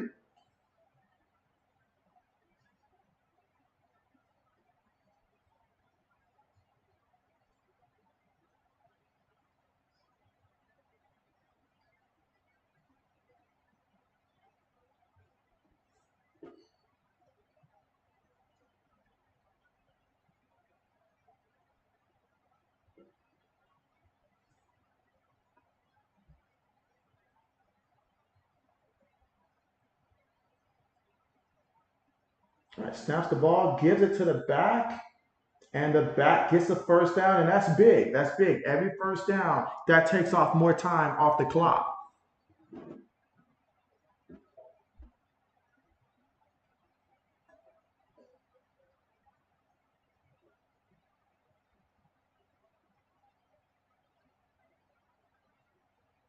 Let's see. Braden says lurking. Let's see. Lions Legend says Lions at Seattle so far. That's all I'm going to. Okay, okay, okay, okay. Oh, you mean the Seahawks at the Lions? Okay. Hey, last year that game was one heck of a game when we saw Seattle and Detroit play last year. Like, let me take the over in that one, and things are like they were last year.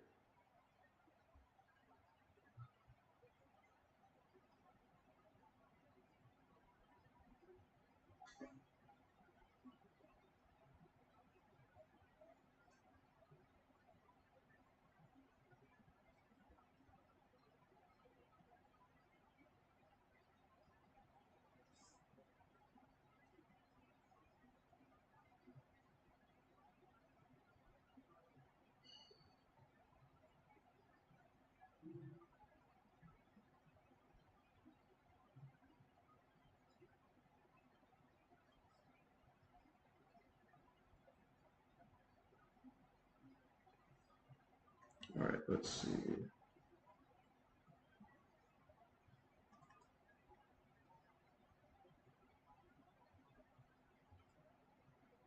All right, DTR on 2nd and 13, a lose the rush. He's going to try to run and takes it all the way to the 30-yard line. Does a good job there of just putting himself in situations where he just absorbs the contact instead of just taking that like knockout hit.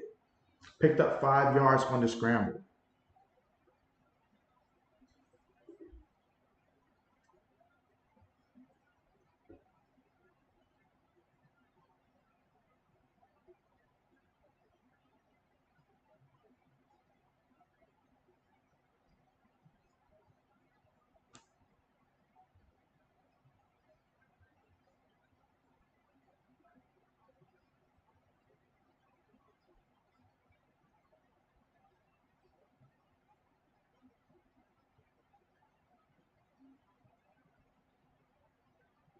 And right now we've got the medical staff out there tending to a player.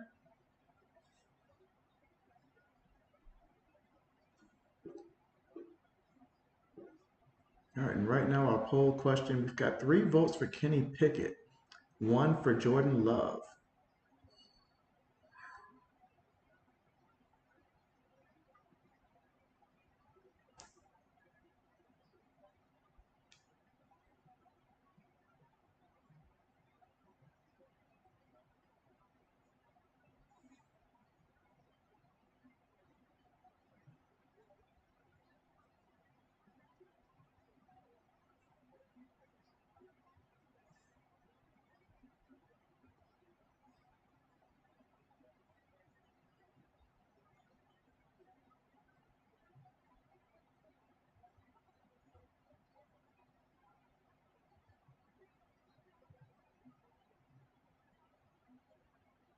All right, 3rd and 8, shotgun formation. DTR throws it, and that's going to be completed. Let's see, he picked up about 7 yards on the play, but it's still going to be 4th and short coming up.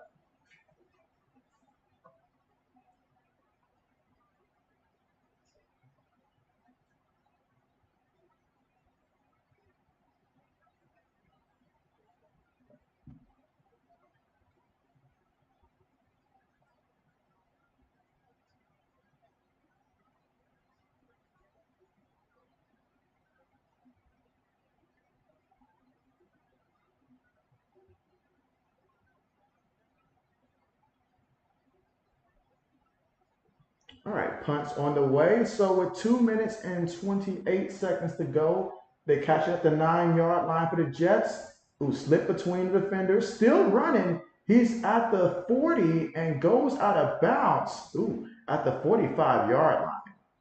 So, wow, what a return. I mean, talk about a slippery run. Lewis says, it wasn't me voting for love. No love for love, I see. Oh, shoot. No love for love.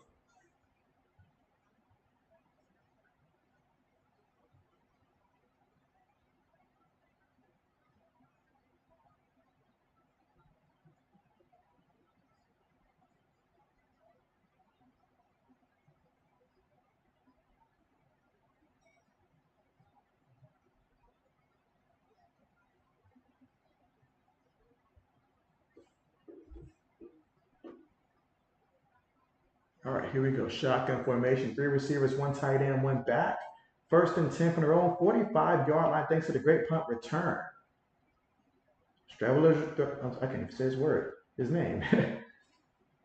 And so that's going to be a defensive pass interference right there. So gift them with a 1st down on that play.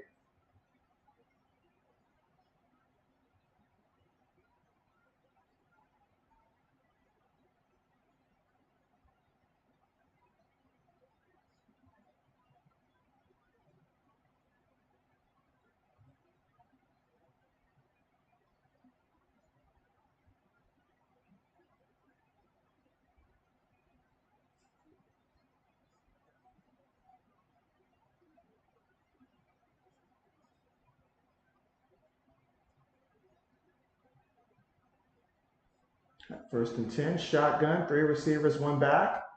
Looking, throws, gets the completion, and he's going to be about a yard shy of that first down marker, and that will take us to the 2 minute warning. Let's see, Braden says, shake my head, Lewis.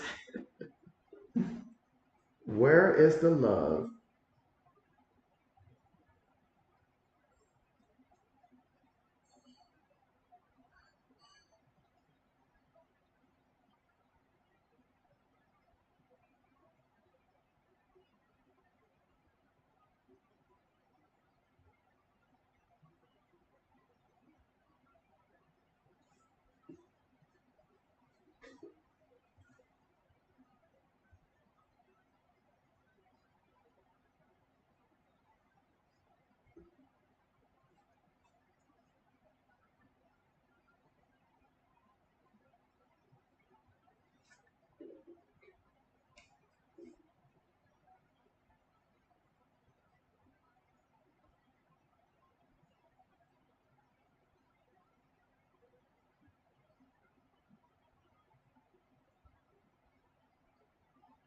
And again, we're at the commercial right now.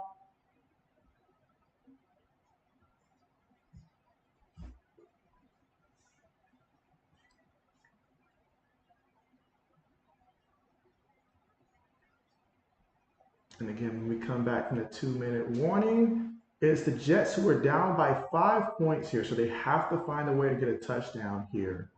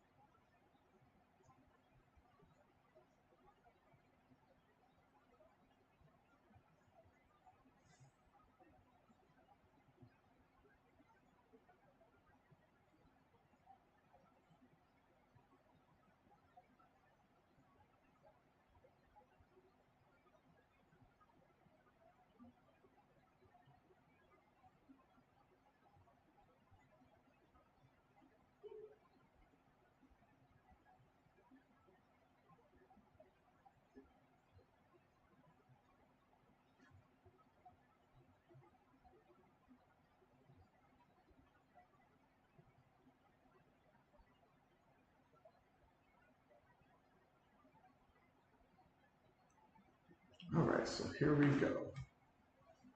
2 minutes left to go in the Hall of Fame game, in which we've seen a little bit of everything here, including the light outage.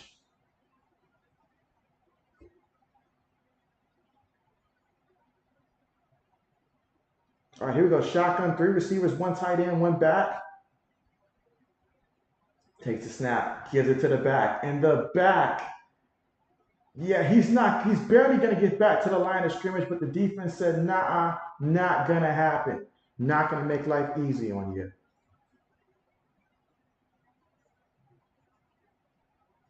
A minute and 40 seconds left to go here in the fourth. Now, the Jets have one timeout. Browns have all three timeouts here. 30 yards is what they need to get into the end zone. But we're looking at third and inches. They give it to the back again, and he picks up the first down by a yard.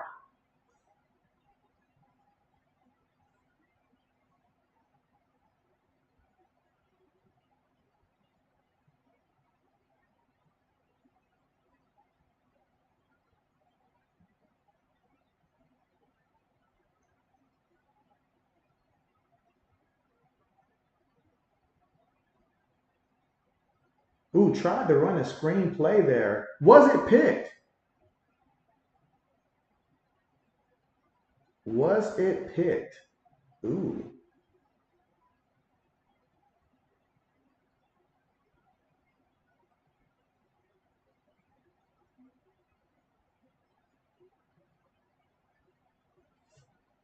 Let's see. Braden says Big Ten will be on NBC starting next year. Hey, Braden, Big Ten, we doing big things, you know. Shoot, we're gonna expand the conference, you know.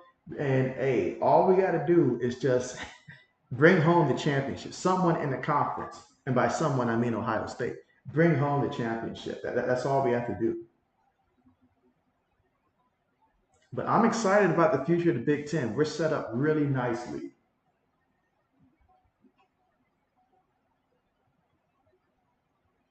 Second and 10, five wide. Gonna take a deep shot. Oh, if that's not a penalty, you're not gonna. Wow. Okay. I guess not. So third down coming up.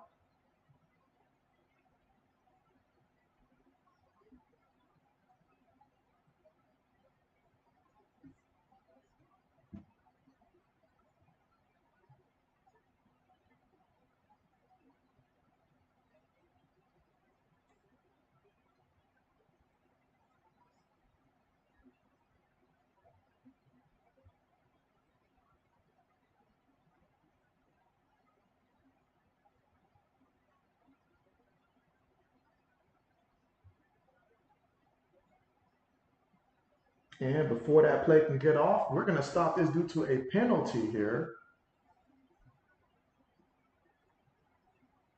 Delay the game. Now those are penalties that you don't like. That you don't like. Let's see. Braden says, "No, you mean Iowa, JB."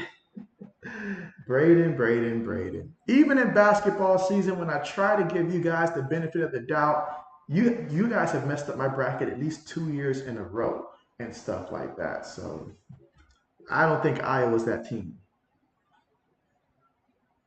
All right, third and 15.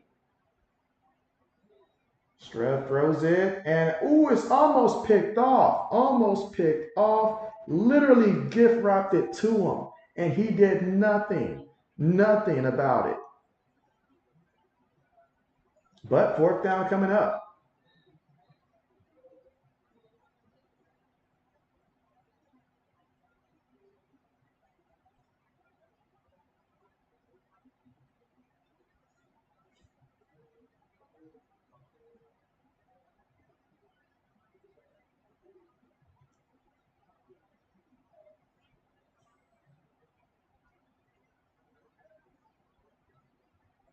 All right, fourth and 15, throws it, and it's this time picked off. He says, I'm going to go down. I know what to do with it. I'm going to act like I've been here before. And that is going to do it, barring some type of catastrophic turnover. That should do it.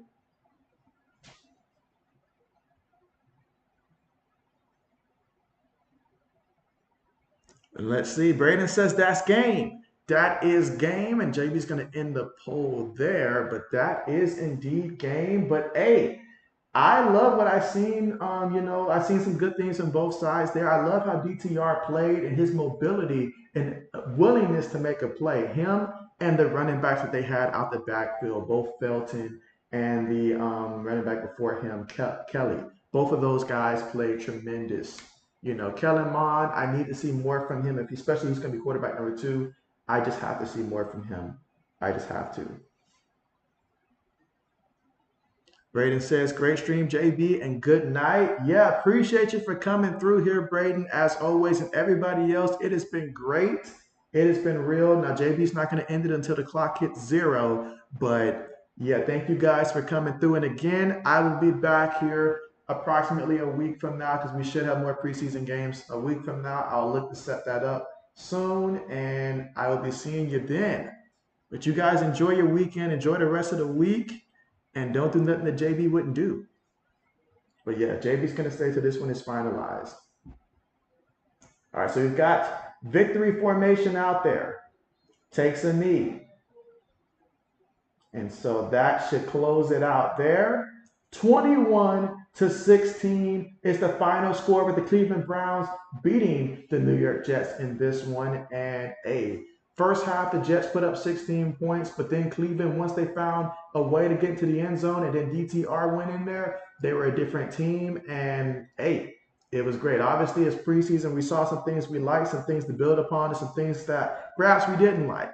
Lewis says, good night, y'all. Yeah, good night to you. And again, thanks for coming through, guys. You guys are the real MVP, and I look forward to seeing you guys again next time.